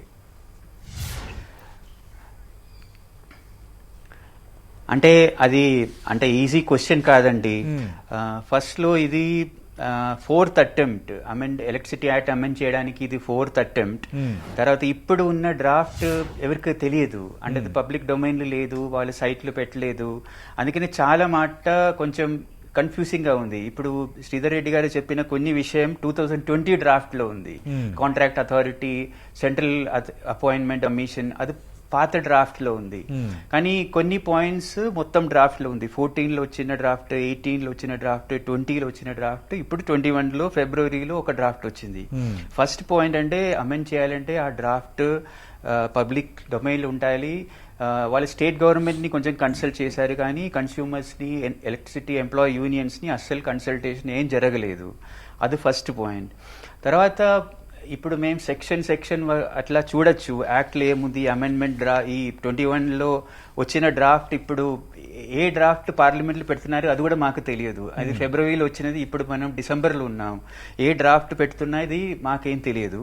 కానీ ఆ డ్రాఫ్ట్ చూసి ఈ మొత్తం అన్ని డ్రాఫ్ట్ చూసుకొని మనం చెప్పేసేదంటే, ఇప్పుడు మీరు అడుగుతున్నారు కదా ఎవరికి ప్రాఫిట్ మంచిగా ఎవరికి జరుగుతున్నాయి, నష్టాలు ఎవరికి జరుగుతున్నాయి అంటే మనం కొంచెం 5 టైప్ ఆఫ్ పీపుల్ చూడాలి. ఒకటి గవర్నమెంట్ చూడాలి, స్టేట్ గవర్నమెంట్స్, తర్వాత సెంట్రల్ గవర్నమెంట్. సెకండ్ ఇండస్ట్రీ చూడాలి. ఇండస్ట్రీ అంటే మోస్ట్లీ పెద్ద ఇండస్ట్రీ, తర్వాత generators, transmission companies, private distribution companies, అది చూడాలి. మూడోది అర్బన్ కన్స్యూమర్, సిటీస్లో ఉన్న కన్స్యూమర్స్ని చూడాలి. అది ఇల్లు అవ్వచ్చు, చిన్న షాప్స్ అవ్వచ్చు, చిన్న వర్క్ షాప్స్ అవ్వచ్చు, అది మూడవది. నాలుగవది రూరల్ కన్స్యూమర్స్, అది ఇల్లు అవ్వచ్చు, తర్వాత మొత్తం మన దేశంలో ఫార్మర్స్, అగ్రికల్చర్ చాలా మంది ఉన్నారు, వాళ్ళు అవ్వచ్చు. తర్వాత ఫిఫ్త్ మనం అట్లా కాదు, ఒక గ్లోబల్ సిటిజన్ కాదా, ఎన్వైరన్మెంట్, పొల్యూషన్, క్లైమేట్ చేంజ్ అలా చూడొచ్చు. ఇప్పుడు అది మంచిదా కాదా అని మనం ఏదైనా చెప్పే ముందు చూడాలి ఎవరికి ఏం ఎఫెక్ట్ అవుతుంది. ఇప్పుడు అందరూ మాట్లాడేది రూరల్ కన్స్యూమర్స్కి ఏమవుతుంది, అర్బన్ కన్స్యూమర్స్కి ఏమవుతుంది. శ్రీధర్ రెడ్డి గారు చెప్పేలాగా సెంట్రలైజేషన్, ఈ మొత్తం అన్ని యాక్ట్లో సెంట్రలైజేషన్ కొంచెం ఎక్కువ ఉంది, స్టేట్ గవర్నమెంట్స్కి కొంచెం పవర్ తక్కువ ఉంది. లేటెస్ట్ డ్రాఫ్ట్లో కూడా అపాయింట్మెంట్స్ కాంట్రాక్ట్ అథారిటీ ఏం లేదు కానీ సబ్సిడీ తగ్గించాలి, తర్వాత ఆర్పిఓ టార్గెట్స్ వాళ్ళు పెట్టాలి, అది ఉంది. ఈ సబ్సిడీ ఇవ్వాలంటే డీబీటీలు ఉండాలని, డీబీటీ రూట్లు ఉండాలని 2020 డ్రాఫ్ట్లు ఉండేది, 21 డ్రాఫ్ట్లు అది లేదు. కానీ ఈ 2021 డ్రాఫ్ట్ వచ్చాక వేరే ఒక ప్రోగ్రామ్ వచ్చింది, అది డిస్ట్రిబ్యూషన్ రిఫార్మ్ ప్రోగ్రామ్స్ అని ఒక ప్రోగ్రామ్ వచ్చింది. అందులో ఇదన్నీ ఉన్నాయి, సబ్సిడీ ఏదన్నీ ఇవ్వాలంటే మీటర్ పెట్టాలి, డీబీటీ త్రూ ఇవ్వాలని. అందుకనే మనం చెప్పేటప్పుడు ఒకటే యాక్ట్ గురించి చెప్పకుండా మొత్తం సెంట్రల్ గవర్నమెంట్ ప్రోగ్రామ్ గురించి చెప్పాలి. తర్వాత అర్బన్ కన్స్యూమర్స్ అంటే ఇప్పుడు లాస్ట్ డ్రాఫ్ట్ లో ఫ్రాంచైజీ ఉంది, తర్వాత డీలైసెన్సింగ్ ఉంది, డిస్ట్రిబ్యూషన్ డీలైసెన్సింగ్. అదని ఎవరైనా డిస్ట్రిబ్యూషన్ తీయచ్చు, అది ఏదైనా కంపెనీ, ప్రైవేట్ కంపెనీ ఉండొచ్చు. ఆ డిస్ట్రిబ్యూషన్ డీలైసెన్స్ ఏది కంపెనీ పెడితే మోస్ట్లీ వాళ్ళు అర్బన్ కన్స్యూమర్స్కి పెడతారు, లేకపోతే ఇండస్ట్రీకి పెడతారు. అందుకనే రూరల్ కన్స్యూమర్స్కి గవర్నమెంట్ కంపెనీసే ఉంటుంది, డిస్ట్రిబ్యూషన్ కంపెనీసే ఉంటుంది, వాళ్ళ సబ్సిడీ బర్డెన్ పెరుగుతుంది. సబ్సిడీ ఎవరికి పెరుగుతుంది, స్టేట్ గవర్నమెంట్కి పెరుగుతుంది. ఆల్రెడీ మన దేశంలో ఈ 2020లో more than 1 lakh crore, around 1.1 crore subsidy state governments మొత్తం కలిసి ఇస్తున్నారు. క్రాస్ సబ్సిడీ అందుకనే చాలా తక్కువ. Cross subsidy is only around 25%. 75% of the subsidy farmers అనుకొని, చిన్న ఇల్లుకి అనుకొని, అది స్టేట్ గవర్నమెంటే ఇస్తున్నారు. వాళ్ళ సబ్సిడీ బర్గెట్ పెరుగుతుంది, ఆల్రెడీ పెరుగుతూనే ఉంటుంది, ఆల్మోస్ట్ 10% పర్ ఇయర్ అది పెరుగుతూనే ఉంటుంది. ఎందుకు పెరుగుతుంది? ఒకటంటే ఈ కన్సంప్షన్ ఎక్కువ అవుతుంది, రెండవది క్రాస్ సబ్సిడీ, అది పెద్ద ఇండస్ట్రీస్, బిజినెస్ వాళ్ళు ఇచ్చిన క్రాస్ సబ్సిడీ తగ్గిపోతున్నాయి. ఎందుకు తగ్గిపోతున్నాయి? వాళ్ళదే పవర్ ప్లాంట్ పెడుతున్నారు, లేకపోతే మార్కెట్ నుంచి కొంటున్నారు. అది ఆల్రెడీ అవుతుంది, అది ఇంకా కొంచెం సీరియస్ అవుతుంది. అందుకనే మనం మంచిదా కాదా చూస్తే ఈ రూరల్ కన్స్యూమర్స్ కి, అర్బన్ స్మాల్ కన్స్యూమర్స్ కి చాలా ప్రాబ్లం రావచ్చు. ఇది నేను చెప్పేది ఆ డ్రాఫ్ట్ చూసి, కానీ లోక్సభలో ఏం ఇంట్రడ్యూస్ అవుతుందని మాకు కూడా తెలియదు. అంటే రైతులకు సంబంధించి మీ అంచనా ఏంటి? ఇక్కడ గతంలో వ్యవసాయ పంపు సెట్లకు మీటర్లు పెట్టి మొత్తం వినియోగం ఆధారంగా బిల్లు వేసి ఆ బిల్లునంతా రైతులతో కట్టించి తర్వాత సబ్సిడీని రైతుల ఖాతాలో జమ చేయాలనేది గతంలో సూచన. తర్వాత మీరు అన్నట్టుగా కొన్ని చేంజెస్ చేసిన తర్వాత కొంత దీని మీద వ్యతిరేకత రావడంతో ఆ ప్రతిపాదన అయితే ప్రస్తుతానికి ప్రభుత్వం పక్కన పెట్టింది. వ్యవసాయానికి కరెంటు తీసుకువెళ్లే ఫీడర్లకు మీటర్లు బిగించాలన్న మరో ప్రతిపాదన ఇప్పుడు ముందుకు వచ్చింది. దీనివల్ల రైతులకు ఏమైనా అన్యాయం జరుగుతుందా? రేపొద్దున ముందు రైతులు కట్టిన తర్వాత రేపొద్దున ఆ సబ్సిడీని మళ్ళీ వాళ్ళ ఖాతాల్లోకి వచ్చే విధంగా ఉన్నప్పుడు ఎక్కడ రైతుకు నష్టం జరుగుతుందన్నది కేంద్రం అడుగుతున్న ప్రశ్న. కరెక్ట్. అది మేము కూడా చెప్పేదంటే, ఇప్పుడు రైతు ఆ పంప్ సెట్ మీద మీటర్ పెట్టి సబ్సిడీ ఇవ్వడం అది చాలా కష్టం అండి. ఎందుకంటే మన దేశంలో ఆంధ్ర, తెలంగాణలో అస్సలు మీటర్ లేదే లేదు. మొత్తం దేశంలో చూస్తే కూడా 75% పంప్ సెట్ మీద మీటరే లేదు. తర్వాత మహారాష్ట్ర స్టేట్ లో మీటర్ ఉంది, కానీ ఆల్మోస్ట్ 25%. ఆంధ్రప్రదేశ్ లో నడుస్తున్నాయండి, అది శ్రీకాకుళంలో వాళ్ళు పెట్టారు, కరెక్టే. అది పైలట్ ప్రాజెక్ట్ జరిగింది, మొత్తం ఆంధ్రప్రదేశ్ లో వాళ్ళు పెడుతున్నారు, తీసుకున్నారు, మొత్తం వాళ్ళు పెడుతున్నారు చెప్తున్నారు. కానీ మేం చెప్పేదంటే మొత్తం పెట్టకుండా ఈ శ్రీకాకుళంలో ఎలా జరిగింది, ఏం ప్రాబ్లం వస్తుంది, అది టెనెంట్ ఫార్మర్స్ కి ఏం ప్రాబ్లం అవుతుంది, అదన్నీ చూసి సరిగా ఉంటే పెట్టాలని. తర్వాత ఫస్ట్ లో వాళ్ళు చెప్పారు అన్ని మీ పంప్ సెట్ కి మీటర్ పెట్టాలని. ఇప్పుడు వాళ్ళు చెప్తున్నారు పంప్ సెట్స్ కి చాలా కొంచెం టైం పెట్టచ్చు, మీటర్ కి ఫీడర్ కి పెట్టాలి, ట్రాన్స్ఫార్మర్స్ కి పెట్టాలి అని వాళ్ళు చెప్తున్నారు. అది మంచిదండి, అన్ని ఫీడర్స్ కి పెట్టాలి, అన్ని డిస్ట్రిబ్యూషన్ ట్రాన్స్ఫార్మర్ కి పెట్టాలి, అది ఫార్మర్స్ కూడా మంచిది. ఎందుకంటే ఏమవుతుందంటే ఇప్పుడు ఫార్మర్స్ కి ఎంత పవర్ ఇస్తున్నారో అది ఏ మెజర్మెంట్ లేదు, ఎందుకంటే మీటర్ లేదు.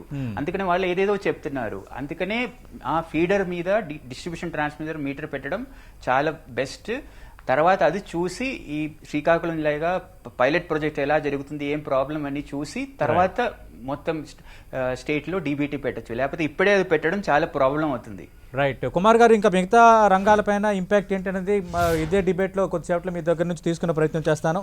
రైట్, అంటే ప్రకాష్ రెడ్డి గారు, స్పెసిఫిక్గా వ్యవసాయానికి కరెంటు తీసుకువెళ్ళే ఫీడర్లకు మీటర్లు బిగించడం కొత్త కరెక్టే, బట్ కొన్ని రాష్ట్రాలు ఒప్పుకున్నాయి, కొన్ని రాష్ట్రాల్లోని పైలట్ ప్రాజెక్టుగా ఇది అమలవుతుంది కాబట్టి వచ్చే సాధ్యాలు బట్టి ఒక నిర్ణయం తీసుకోవాలనేది విద్యుత్ రంగ నిపుణుల సూచన. కానీ మెయిన్గా ఈ అర్బన్ కన్జ్యూమర్స్ అలాగే రూరల్ కన్జ్యూమర్స్కి మాత్రం ఇది ఎఫెక్ట్ చూపించేదే అంటున్నారు. సార్ ఇప్పుడు ముందు నేను పెద్దలు చాలా మంది మాట్లాడడానికి కొన్ని క్లారిఫికేషన్స్ ఇవ్వండి. ఒకటంటే ఈ అమెండ్మెంట్ బిల్లు చాలా extending the categories of the people and the process to be followed for extending the subsidy అన్నారు. State government took discoms under the head of the consumer bill as advance as per the electricity act of 2003. రాష్ట్ర ప్రభుత్వం ముందు కట్టేసింది అనుకోండి, మా రైతులకు మేము ఈ సంవత్సరం 3000 కరెంటు మేము సబ్సిడీ ఇస్తున్నాము, మా లెక్కలు మీటర్ కాడ వారి పెద్దలు చెప్పినట్టుగా ఫీడర్ కార్డునో ట్రాన్స్ఫార్మర్ కార్డునో మీటర్ పెట్టేస్తే ఇంత కమర్షియల్ బిల్లింగ్ అయింది ట్రాన్స్ఫార్మర్ దగ్గర నుంచి, this is for the farmers, ఇది మాకు అయిపోయింది, మా రైతులకు ఇచ్చేసినామని చెప్తే ఇక్కడ ఏమీ ఇబ్బంది ఏం లేదు. బట్ పెద్దలు ఇంకోటి రేజ్ చేశారు, స్టేట్ సెంట్రల్ గవర్నమెంట్ పవర్ఫుల్ ఉంటుందని. అంటే ఇంత విశాఖరణ్ గారు దీనికి సంబంధించి ఒక లేవనెత్తారు, అంటే డిస్కౌంట్లకు సంబంధించి రాష్ట్ర ప్రభుత్వాలు రియంబర్స్ చేయట్లేదు అనేది ఎంతవరకు వాస్తవమో, ఒకవేళ ఈ పద్ధతిని గనక కేంద్ర ప్రభుత్వం చెప్తున్నట్లుగా ఈ విద్యుత్ చట్ట సవరణ బిల్లుకి మీటర్లను పెట్టి వాటిని ఆధారంగా చేసి తర్వాత రైతుల ఖాతాలకు వెయ్యాలనే దీన్ని రాష్ట్ర ప్రభుత్వాలు పెండింగ్ పెట్టమని గ్యారంటీ ఏంటి? పెండింగ్ పెడితే నేనంటే ఇప్పుడు ఇస్తున్న రాష్ట్ర ప్రభుత్వాలే కదా, ఇప్పుడైతే సవ్యంగా నడుస్తుంది కదా, నేను ఇప్పుడు ఇస్తే రైతుల నుంచి వ్యతిరేకత లేదు కదా, నేను ఇప్పుడు ఇస్తున్న రాష్ట్ర ప్రభుత్వాలే కదా, ఈ రాష్ట్ర ప్రభుత్వాలు మీరు డిస్కామ్లకు ఇవ్వాలి కదా, ఈ రోజు కాకపోయినా రేపైనా ఎల్లుండైనా డిస్కామ్లు రాష్ట్ర ప్రభుత్వ ఆధ్వర్యంలో పనిచేసేవి కదా, ఇవ్వాల్సిందే కదా. ఇవ్వాల్సినప్పుడు నువ్వు అడ్వాన్స్ గా ఇప్పుడు మనం రైతు బంధు తెలంగాణలో ఇస్తున్నాము, ఏమి రైతు బంధు లాగా ఇంకో 4000 కోట్ల 3000 కోట్ల రైతులకు మీరు ఇస్తున్నాం అన్నారు కదా, ఇస్తున్న ఫ్రీ కరెంట్ డిస్కామ్లకు ఇస్తే అవి దివాలా ఇవ్వవు కదా, మన డిస్కామ్లే కదా, మధ్య డిస్కౌంట్ కాదు కదా, అవి ఎక్కడి నుంచో రావు కదా. నెంబర్ 1. అందుకోసం రెండో పాయింట్ ఏం చెప్పాలనుకోండి, అపాయింట్మెంట్ ఆఫ్ ది ఎస్సీ అంటే మన అపాయింట్మెంట్ ఈ 2 ఉన్నాయి కదా, సిఆర్సి అండ్ ఎస్సీఆర్సీ లో నేను చాలా స్పష్టంగా state and central commissions standard criteria qualification appointment దీంట్లో సిట్టింగ్ అంటే judge supreme court judge selection కమిటీలో ఉంటాడు. However the powers of appointment continues to be with the appropriate governments to central government in case of CRC and the state governments in case of SCRC అన్నారు. బిల్లో ఉంది ఇది, నేను కొత్తగా నేను పదాలు చెప్పట్లేదు. కాబట్టి ఇక మీకు ఎస్సీఆర్ స్టేట్ గవర్నమెంట్ ఫిబ్రవరిలో వచ్చింది. ఇప్పుడు మీ అధికారాలు మీ దగ్గరనే ఉన్నప్పుడు కేంద్రం గుంజుకునేది ఇప్పుడు కేంద్ర సిఆర్సి ఉంది కదా, ఇప్పుడు కొత్తగా గుంజుకునేది ఏముంది, ఎస్సీఆర్సి స్టేట్ దగ్గర ఉంది, సిఆర్సి సెంట్రల్ గవర్నమెంట్ దగ్గర ఉంది, గుంజుకునేది ఎక్కడ ఉంది, ఎవరి అధికారాలు సింపుల్ కదా. నేను చెప్తున్నా అదే కదా, state government is spreading its ill information that the power to appoint the members of SCRC has been taken over by the central government, whereas the reality is otherwise. నేను స్పష్టంగా మాకు అమెండ్మెంట్ ఇచ్చిన తర్వాత అంటే మీకు క్లారిటీ ఇచ్చిన తర్వాత నేను చాలా క్లారిటీగా చెప్తున్నా, ఎస్సీఆర్సీ అపాయింట్మెంట్స్ స్టేట్ గవర్నమెంట్ చేసుకోవచ్చు. అయితే వాటిని అపాయింట్ చేసినప్పుడు పొలిటికల్ పవర్స్ లేదా పొలిటికల్ ఇష్యూస్ కాకుండా ప్రాపర్ మెథడ్ ఊకే అంటే అది కూడా ఏంటంటే ఇంకొక మాట కూడా చెప్పారు, అంటే ఇన్ టైమ్ లో చేయకపోతే వచ్చేటువంటి ప్రాబ్లమ్స్ కూడా రెఫర్ చేస్తూ సో ఇన్ టైమ్ లో చేయాలనడానికి సుప్రీం కోర్టు అందుకోసమే ఏమన్నారంటే appointment has adversely impacted the functioning of the regulatory commissions, delay in appointment has adversely impacted the functioning of the regulatory commission అన్నారు. ఆ ఇంపాక్ట్ ఉండడం కోసం టైం టు టైం మనం ఎట్లయితే time to time governments ఎట్లా మెల్లిమెల్లిగా వారు ఇప్పుడు చెప్పినారు పట్టణ వినియోగదారులు గ్రామీణ వినియోగదారులు అంటే బాగా మంచిగా ఇప్పుడు రైల్వేలు ఎట్లయితే ప్రైవేటైజ్ చేస్తున్నారో మంచిగా బ్రహ్మాండంగా రెవెన్యూ వచ్చే రూట్లన్నీ ప్రైవేట్ వాళ్ళు దొబ్బిపోతారు, బ్రహ్మాండంగా నడిచే ఎయిర్పోర్ట్లన్నీ కూడా అదానీలు అంబానీలు తీసేసుకుంటారు. ఆ తర్వాత ఎక్కడైతే నష్టం వస్తుందో ఎక్కడైతే బర్డెన్ తీసుకోవాలో అక్కడ ప్రభుత్వాలు నడిపించాలా. ఇదేం రాజకీయం నాకు అర్థం కాలే. నేను టెక్నికాలిటీస్ కాసేపు కుమార్ వరకు మిగతా వాళ్ళకి వదిలిపెడతాను. ఇక్కడ చాలా క్లియర్ రాష్ట్రాల హక్కులను హరించే అవకాశం క్లియర్గా కనబడతా ఉంది. ఇప్పుడు ఇక్కడ రైతులను సంక్షేమం కోసమే కదా, I'm repeating this statement, welfare state మనది, సంక్షేమ రాజ్యం. మనకు ఒకవేళ ప్రభుత్వానికి రూపాయిని ఒకవేళ ఎక్కువ బర్డెన్ తీసుకోవాల్సి వస్తే కూడా ఆ మధ్యకాలంలో మనకి థర్మల్ హైడ్రో విద్యుత్ తగ్గొచ్చినప్పుడు మనము సోలార్ దగ్గర పోదాం అనుకున్నప్పుడు 16 రూపాయలు యూనిట్ పర్చేస్ కాస్ట్ అని చెప్పేసి ఆ మధ్య 7 సంవత్సరాల కింద చర్చ వచ్చినప్పుడు చాలా మంది నాయకులు ఏం చెప్పారు, 16 రూపాయలకు కొనాల్సి వస్తాయి కూడా ఆ రోజున పరిస్థితులలో, ప్రజలకు ఇవ్వాల్సిన అవసరం ప్రభుత్వాలకు ఉందని చెప్పినారు. ఇవాళ అనేక రంగాలు మీరు తీసుకోండి. సబ్సిడీ విషయానికి వస్తే ఈ మధ్య కాలంలో మీరు నేను ఎవరో చెప్పట్లే, సుబ్రహ్మణ్య స్వామి గారి స్టేట్మెంటే మీరు తీసుకోండి. బ్యాంకులకి ప్రభుత్వం ఇన్వాల్వ్ అయిన తర్వాత ఈ మధ్య కాలంలో సెటిల్మెంట్ కింద కొన్ని కంపెనీస్కి బ్యాంక్స్ వాళ్ళు మొత్తం తగ్గించుకున్నటువంటి ఒక అప్పులు సెటిల్మెంట్ కింద 2,85,000 కోట్ల రూపాయలు. ఏం రైతుల దగ్గరకు వచ్చేవరకే సబ్సిడీ లెక్కలు వస్తాయి, రైతుల దగ్గరకు వచ్చేవరకే మీటర్లు పెట్టాల్సిన పరిస్థితులు వస్తాయి, రైతుల దగ్గరకు వచ్చేవరకే చాలా రిఫార్మ్స్ ముందుకు వస్తాయి. డిస్కమ్స్ని లాస్ట్లోకి వెళ్ళి బయటికి తీసుకురావద్దని నేను అనట్లేదు. దానికి respective state governments are doing their bit, చేస్తా ఉన్నారు. ఒకవేళ స్టేట్ గవర్నమెంట్ చేయట్లేదనే దాదాపు ప్రతి రాష్ట్రంలో డిస్కమ్లు నష్టాల్లో ఉన్నాయి, ఉన్నప్పుడు డిస్కమ్లు అప్పులు ఊపులో కూరుకుపోయాయి అన్నది నేనేమంటున్నానంటే ప్రభుత్వాల యొక్క ప్రయారిటీస్ నేను ఇంతకుముందు చెప్పినాను. కన్జ్యూమర్ మిక్స్, ఎవరిని కాపాడుకోవాలి, మనం రైతులను కాపాడుకోవాలి, చిన్న చిన్న షాప్స్ అండ్ ఎస్టాబ్లిష్మెంట్స్ని కాపాడుకోవాలి, చిన్న చిన్న గృహ వినియోగదారులను కాపాడుకోవాలి, వాళ్ళ తర్వాత మిగతా వాళ్ళు వస్తారు కదా. ఆ గ్యాప్ ఖచ్చితంగా ఉంటే ప్రభుత్వాలకు వేరు వేరు మార్గాలు ఉన్నాయి. ఏదైనా స్టేట్ గవర్నమెంట్ నీ దగ్గరికి వచ్చి ఈ చట్టం మార్చడం ద్వారా మేము బాగుపడతామని చెప్పినారా? ఆ గ్యాప్ని ఫిక్స్ చేయడం కోసం స్టేట్ ఈఆర్సీస్ ఎప్పటికప్పుడు టారిఫ్ అడ్జస్ట్మెంట్, ఇప్పుడు మన రాష్ట్రంలో కూడా టారిఫ్ అడ్జస్ట్మెంట్ కోసం మొన్న ఈఆర్సీ వాళ్ళు అడగమని చెప్పినారు డిస్కమ్స్ని. వాళ్ళ ప్రపోజల్స్తో ముందుకు వస్తారు. నేనేమన్నా పేద వినియోగదారులను లేకపోతే చిన్న చిన్న కన్జ్యూమర్స్ని దెబ్బ కొట్టడం ద్వారానే, వాళ్ళ నోళ్ళు కట్టేయడం ద్వారానే, వాళ్ళ యొక్క మొత్తం ఏమంటారు వాళ్ళకు వచ్చే ఉపయోగాలను దెబ్బతీయడం ద్వారానే వీటిని సెట్ చేసుకోగలుగుతారా? మరి అక్కడ మాత్రం ఎస్ఆర్ స్టీల్కో లేకపోతే ఆర్సిలర్ మిట్టర్కో అంబానీలోకి ఇచ్చినటువంటి ఫెసిలిటీ బ్యాంక్స్లో ఉన్నటువంటి లోన్ కట్స్లో ఇక్కడ మాత్రం ఎందుకు కేంద్ర ప్రభుత్వం ముందుకు రాదు? నేనేమంటున్నా అక్కడిక్కడ లింక్ చేసి మాట్లాడలేదు. చిన్న వాళ్ళ ప్రయోజనాలను కాపాడడానికి వచ్చే వరకు 100 రూల్స్ మీరు పట్టుకొని వస్తున్నారు అనేది లక్ష్యము. రాష్ట్రాలకు ఇంకేందో దీన్ని అంతకుముందు ఉదయ స్కీమ్ తీసుకొచ్చినారు, అక్కడ కూడా మీరు ప్రత్యేకంగా పెద్దగా ఇచ్చింది ఏమీ లేదు. రాష్ట్రాలనే ఓన్ చేసుకొని తీసుకోమని చెప్పినటువంటి ఒక చిన్న ఫెసిలిటీ మాత్రమే. నేను ఇప్పుడు కూడా ఏమడుతున్నా అంటే దీంట్లో ప్రైవేటైజేషన్కి ఏమాత్రం స్కోప్ లేకుండా డిస్కమ్స్ని అప్పుల్లోంచి బయటికి తీసుకురావడానికి రాష్ట్రాలను కూడా కాన్ఫిడెన్స్లోకి తీసుకొని వారు ఇంతకుముందు చెప్పినట్టు ఎవరెవరైతే స్టేక్ హోల్డర్స్ ఉన్నారో, వినియోగదారుల సంఘాలు ఉన్నాయి, లేకపోతే విద్యుత్ కంపెనీలు ఉన్నాయి, రకరకాలుగా ఉన్న స్టేక్ హోల్డర్స్ని చర్చించి రైతు చట్టాల్లా కాకుండా ఏకపక్షంగా పెట్టి మళ్ళీ ఏకపక్షంగా ఉపయోగించుకోకుండా అందరు స్టేక్ హోల్డర్స్ తోటి రాష్ట్రాలతో విపులంగా చర్చించిన come with some other reforms. ఇదొకటే వే ఉందా మన ముందు? ఒకవేళ వీటి మీద పూర్తి స్థాయిలో 13-14 మేజర్ రాష్ట్రాలు వ్యతిరేకించినప్పుడు can't we go for an alternative formulation? పోవచ్చు కదా. నేనేమన్నా టెక్నికాలిటీస్ వదిలేసేయండి కాదు. మా వరకు మాకు ప్రభుత్వాలుగా, రాజకీయ పార్టీలుగా సాధారణ వినియోగదారుని యొక్క ప్రయోజనాలు కాపాడడమే లక్ష్యంగా మనం ముందుకు పోయినప్పుడు ఈ చట్టాలు వినియోగదారులకు వ్యతిరేకము, రాష్ట్రాల యొక్క హక్కులకు వ్యతిరేకం అని చెప్పేసి చెప్తా ఉన్నాను. రైట్. విశాఖరణ్ గారు, ఎక్కడా గుత్తాధిపత్యం లేదు, రాష్ట్రాల అధికారులకు కత్తెర లేదు. ఎందుకంటే అటు ఈఆర్సీలు నియమించే అధికారం కూడా రాష్ట్రాలకే దఖలపరిచి ఉంది. అయితే అప్పుడులాగా రాజకీయ నిర్ణయాలు కాకుండా ఒక రకమైన సిస్టమ్ని డెవలప్ చేసిన అంశాన్ని మాత్రమే బిల్లులో ప్రతిపాదించారనేది ప్రకాష్ రెడ్డి గారు చెప్తున్న వాదన. మీరేమంటారు? నిజంగా ఈ విద్యుత్ చట్ట సవరణ బిల్లే అమల్లోకి వస్తే ఖచ్చితంగా రాష్ట్రాల అధికారాలు కత్తిరపడుతున్నట్టుగా ఒక అభిప్రాయంకి వచ్చేవచ్చా? ఇప్పుడు ఇందాక శ్రీకుమార్ గారు చెప్పినట్టుగా ఇప్పుడు ఏ బిల్లు యాక్చువల్లీ వాళ్ళు పార్లమెంట్ లో ప్రవేశపెడుతున్నారు, దాని నమూనా ఏది వాళ్ళు బయట పెట్టకపోతే, ఇంతకు ముందు వాళ్ళు ఏదైతే ఒక నమూనా పెట్టి దాని కామెంట్స్ కోసం అడిగారో ఆ బిల్లు ప్రతిపాదికగానే మనము చర్చించవలసి వస్తుంది. ఇప్పుడు దీంట్లోనే ఈ బీజేపీ ప్రభుత్వము ఆ 3 వ్యవసాయ చట్టాలకు సంబంధించిన కానీ ఇప్పుడు ఈ ఎలక్ట్రిసిటీ బిల్లు విషయంలో కూడా మీరు ట్రాన్స్పరెంట్ గా చర్చ పెట్టి, అది రాష్ట్ర ప్రభుత్వాలతోనూ వినియోగదారులతోనూ రైతులతోనూ అందరితో కూడా చర్చ పెట్టి ఈ అంశాలు మేము ఈ విధంగా చేయాలనుకుంటున్నాము, అభ్యంతరాలు తీసుకుని ఆ తర్వాత మార్పులు చేసి ఈ మార్పులు మేము చేశాము అనేది ఒక పారదర్శకతగా దేశం ముందు ఉంచితే అప్పుడు ఈ ప్రభుత్వం నిజంగా ప్రజాస్వామికంగా నిర్ణయం చేయడానికి సిద్ధంగా ఉందనేది మనం నమ్మడానికి ఆస్కారం ఉంటుంది. ఇప్పుడు యాక్చువల్లీ ఆ నమ్మకం అనేది లేదండి. ఇప్పుడు రైతు సంఘాల తరఫు నుంచి మీరు అడిగితే మాత్రము వాళ్ళు ఏదో ఒక ప్రకటన చేసి, సరే మీ డిమాండ్ల ప్రకారం మేము మార్పులు చేశాము అని ఏదో ఒక ప్రకటన మాత్రం చేసేసి, లేకపోతే ఈ అంశాన్ని మేము మాడిఫై చేశామని ప్రకటన చేస్తే నమ్మే పరిస్థితుల్లో దేశం గాని రైతులు కానీ లేరండి. కాబట్టి మేమేమంటున్నామంటే మీరు స్పష్టంగా ఈ సబ్సిడీలు, డైరెక్ట్ బెనిఫిట్ ట్రాన్స్ఫర్ విషయం కానీ, లేకపోతే ఈ క్రాస్ సబ్సిడీస్ అన్ని కూడా నేను ఇందాక కోట్ చేశాను సెక్షన్ 42 సబ్సెక్షన్ 2 లో క్రాస్ సబ్సిడీస్ అనేవి progressively they will be reduced అనేది చాలా క్లియర్ గా ఉంది దాంట్లో. అదే విధంగా రాష్ట్ర ప్రభుత్వాల అధికారాలు ఏమిటి, తర్వాత భవిష్యత్తులో కూడా దీనికి సంబంధించిన పాలసీలను వాటిని రూపొందించడానికి రాష్ట్ర ప్రభుత్వాలకు వెసులుబాటు ఉంటుందా, లేకపోతే కేంద్ర ప్రభుత్వమే అన్ని నిర్ణయిస్తుందా? ఇవన్నీ చాలా పెద్ద ప్రశ్నలు.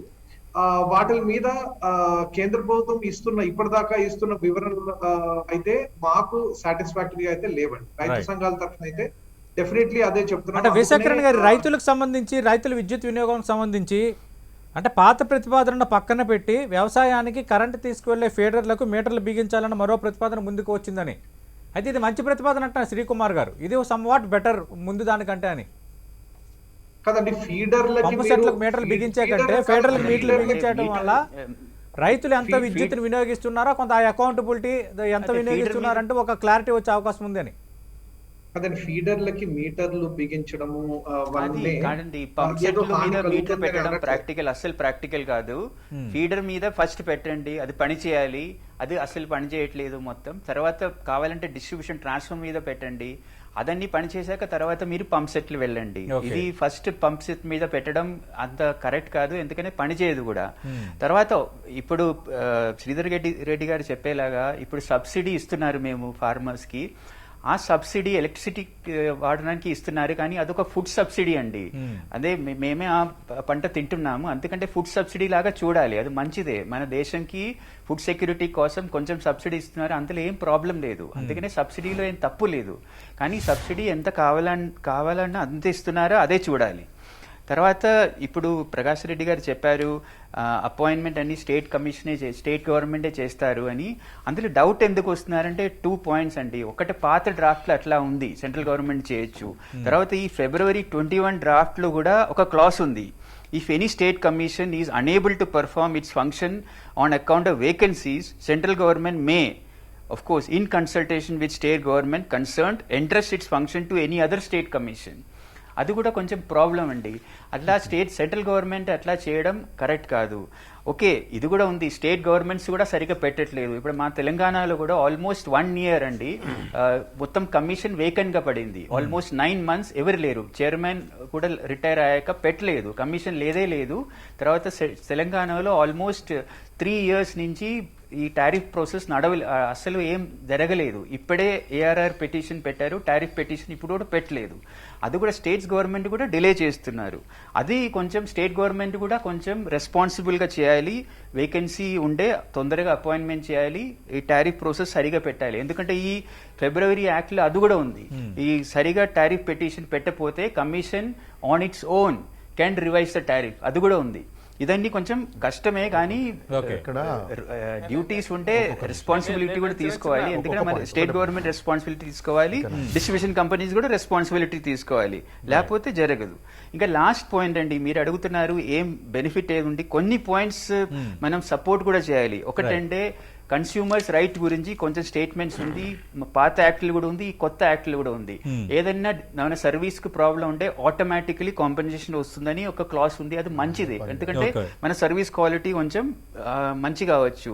తర్వాత స్టేట్ రెగ్యులేటరీ కమిషన్ మెంబర్ ఒక మెంబర్ ఎక్కువ చేశారు, తర్వాత బెంచ్ కూడా చేశారు, అది కూడా మంచిది. తర్వాత ఈ రెగ్యులేటరీ కమిషన్ ఏదైనా ప్రాబ్లం ఉంటే అప్పీల్ చేయడానికి మనం అపెలేట్ ట్రిబ్యునల్ వెళ్ళొచ్చు. అక్కడ చాలా కేసెస్ పెండింగ్ ఉంది. అపెలేట్ ట్రిబ్యునల్ మెంబర్షిప్ 7 చేశారు, వాళ్ళు బెంచెస్ కూడా ఎక్కువ పెట్టారు చెప్పొచ్చు. ఇదన్నీ కొంచెం మంచి ప్రొవిజనే, అట్లా ఉంది. ఇదన్నీ మనం వాడితే కన్స్యూమర్స్ కి బెనిఫిట్ వస్తాయి. రైట్, శ్రీధర్ రెడ్డి గారు అంటే వారు చెప్పింది ఇప్పుడు ఒక నిమిషం మీకు వెంటనే వివరణిస్తాను. మన తెలంగాణ స్టేట్ లో వీ హ్యావ్ అన్ ERC. బహుశా నాకు తెలిసి రీసెంట్ కూడా దే హ్యాడ్ ఎ హియరింగ్. ఇప్పుడు ఏఆర్ఆర్స్ కోసము డిస్కమ్స్ దగ్గర నుంచి వారు అన్నట్టు పిటిషన్ అడిగినరు. With short notice they might submit 1. కాకపోతే ఒకటి ఇక్కడ నేను మళ్ళీ చెప్తున్నా కదా, ప్రభుత్వం వైపు నుంచి డిస్కమ్స్ వైపు నుంచి వాళ్ళ అవసరాన్ని బట్టి they might come to the commission. అది ఎఫెక్టివ్ ఫంక్షనింగ్ ఉంది, ఎఫెక్టివ్ ఫంక్షనింగ్ లేదని ఏ పారామీటర్స్ లో వాళ్ళు డిఫైన్ చేస్తారో సెంట్రల్ గవర్నమెంట్ ఇట్లాంటి వాటిలో క్లారిటీ ఇవ్వాలి కదా. What is an effective functioning, what is the criteria for non effective functioning. Non effective functioning ఉంటే దే మైట్ హ్యావ్ టు, అంటే వాళ్ళ గవర్నమెంట్ దగ్గర వచ్చి చెప్పాలి వాళ్ళని ఎఫెక్టివ్ ఫంక్షన్ చేయించడమా, లేకపోతే దానికి ఉన్న ఆల్టర్నేటివ్ మెథడాలజీ ఉండాలి. కానీ వేరే స్టేట్ వాళ్ళు ఇక్కడ function is it possible practically? ఒకటి. ఇంకోటి, నేషనల్ ఎలక్ట్రిసిటీ టారిఫ్ పాలసీ ఏదో పెట్టి అది మరి ఈసారి ఉందో లేదో నాకు తెలియదు. మళ్ళీ మీరు ఎందుకంటే మీరు కొత్తది వచ్చినా, నేను 2 కూడా చూసినా, ఐ హావ్ సీన్ బోత్. అక్కడ దాన్ని in line with the national electricity tariff policy ఇక్కడ మీరు పాలసీ డిరైవ్ చేయాలంటే అక్కడ కూడా స్టేట్ టు స్టేట్ డిఫరెన్సెస్ ఉంటాయి కదా, పరిస్థితులు వేరుంటాయి కదా. అది ఎట్లా జరుగుతుంది? అంటే నేను ఎండ్ ఆఫ్ ద డే ఇక్కడ స్టేట్ చేయాల్సిన పనులు, స్టేట్ ఈఆర్సీ కంట్రోల్లో ఉండే వాటన్నిటిలో కూడా మీరే తలదూర్చి చేద్దాం అనుకోవడాన్ని, ఇది long term end of the day ultimate ఏమేంటంటే సబ్సిడీలు ఎత్తేయాలా, లేకపోతే ఇప్పుడు మోటార్కి మీటర్ పెట్టమని చెప్పిన లాంగ్ టర్మ్లోనే పెట్టొచ్చని కుమార్ గారు. లాంగ్ టర్మ్లో కూడా సాధ్యం కాదు, ఎందుకంటే వాళ్ళకి ఇప్పుడు ఆదాయం 2 సార్లు వస్తుందండి.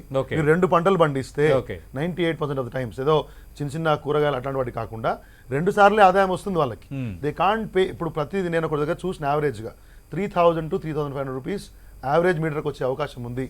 ఇఫ్ ఫార్మర్ యావరేజ్ ఫార్మర్ మీరు పే చేయాలంటే is it possible in villages అండి? అది అవుతుంది అట్లాంటి సిస్టమ్. మనం ఇక్కడ ఆల్రెడీ ఫ్రీ కరెంట్ ఇస్తూ ఉంటున్నాం. కాబట్టి ఏంటంటే వీటన్నిటి మీద ఒక డీటెయిల్డ్ డిస్కషన్ జరగాల, స్టేట్ కన్సర్న్స్ అర్థం చేసుకోవాలి. గ్యాప్ ఫిక్సింగ్ అనేది ఏదో డిస్కమ్స్ కి ఉండేది, వాటి గురించి as everybody is concerned for their survival. Prakash Reddy గారు pros and cons ఉన్నాయి కానీ ప్రధానంగా రాష్ట్ర ప్రభుత్వాలు రైతు సంఘాలు పాయింట్అవుట్ చేస్తున్న అభ్యంతరం ఇప్పుడు శ్రీధర్ రెడ్డి గారు చెప్పినవి. నేను ఒక ఎగ్జాంపుల్ చెప్తాను సార్. తెలంగాణ డిస్కామ్స్ కి జనరేషన్ కంపెనీస్ అప్ ఎంత ఇవ్వాల్సింది sir?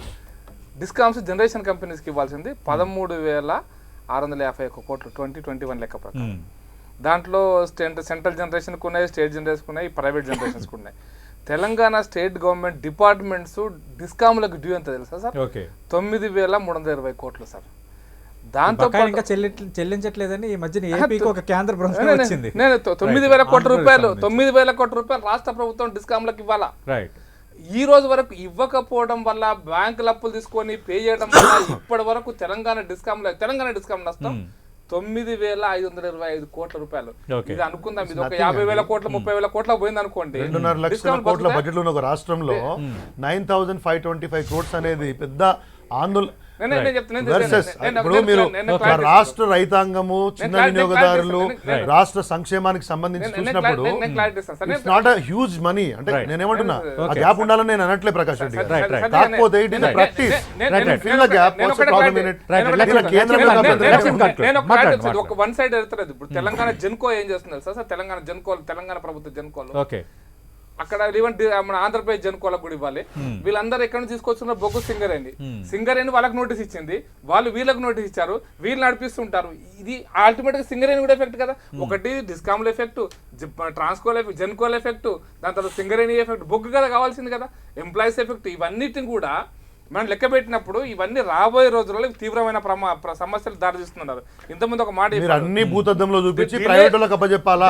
The ultimate objective of the union government is ఇవన్నీ భూతద్దంలో చూపించి తీసుకుపోయి ప్రైవేట్ వాళ్ళకి అప్పచెప్పాలా, సబ్సిడీలు తీసేయాలా? Are we ready to observe that? రైతులకు, చిన్న వినియోగదారులకు ఫైనల్ గా సబ్సిడీ తీసేయాలి, ప్రైవేట్ వ్యక్తుల చేతుల్లో పెట్టాలి, ఇదే మెయిన్ టార్గెట్, ఇదే అల్టిమేట్ ఆబ్జెక్ట్ అంటారు. ప్లీజ్ లెట్ హిమ్ ప్రచారం. నేను ఇంకొక పాయింట్ స్టేక్ హోల్డర్స్ తో మాట్లాడొచ్చు అన్నారు. భారత పార్లమెంట్ ముందుకు ఇంకా అసలు రాను కూడా రాలే. ఇంకా దాంట్లో భారత పార్లమెంట్ లో ప్రభుత్వాల యొక్క రాష్ట్ర ప్రభుత్వాల అది కూడా అడిగినారు. రాష్ట్ర ప్రభుత్వాలు స్టేక్ హోల్డర్స్ తో డిస్కస్ చేయొచ్చు, డిస్కస్ చేసి వాళ్ళు అమెండ్మెంట్స్ చేయొచ్చు. రాష్ట్ర ప్రభుత్వాల యొక్క ప్రతినిధులు పార్లమెంట్ లో ఉంటారు, వాళ్ళు చర్చ పెట్టొచ్చు, స్టాండింగ్ కమిటీకి పోతారు, అక్కడ సలహాలు సూచనలకు అవకాశం దొరుకుతుందా? ఖచ్చితంగా సవరణలు తీసుకొస్తారా? 13 రాష్ట్రాలు వ్యతిరేకిస్తున్నాయి కదా. భారత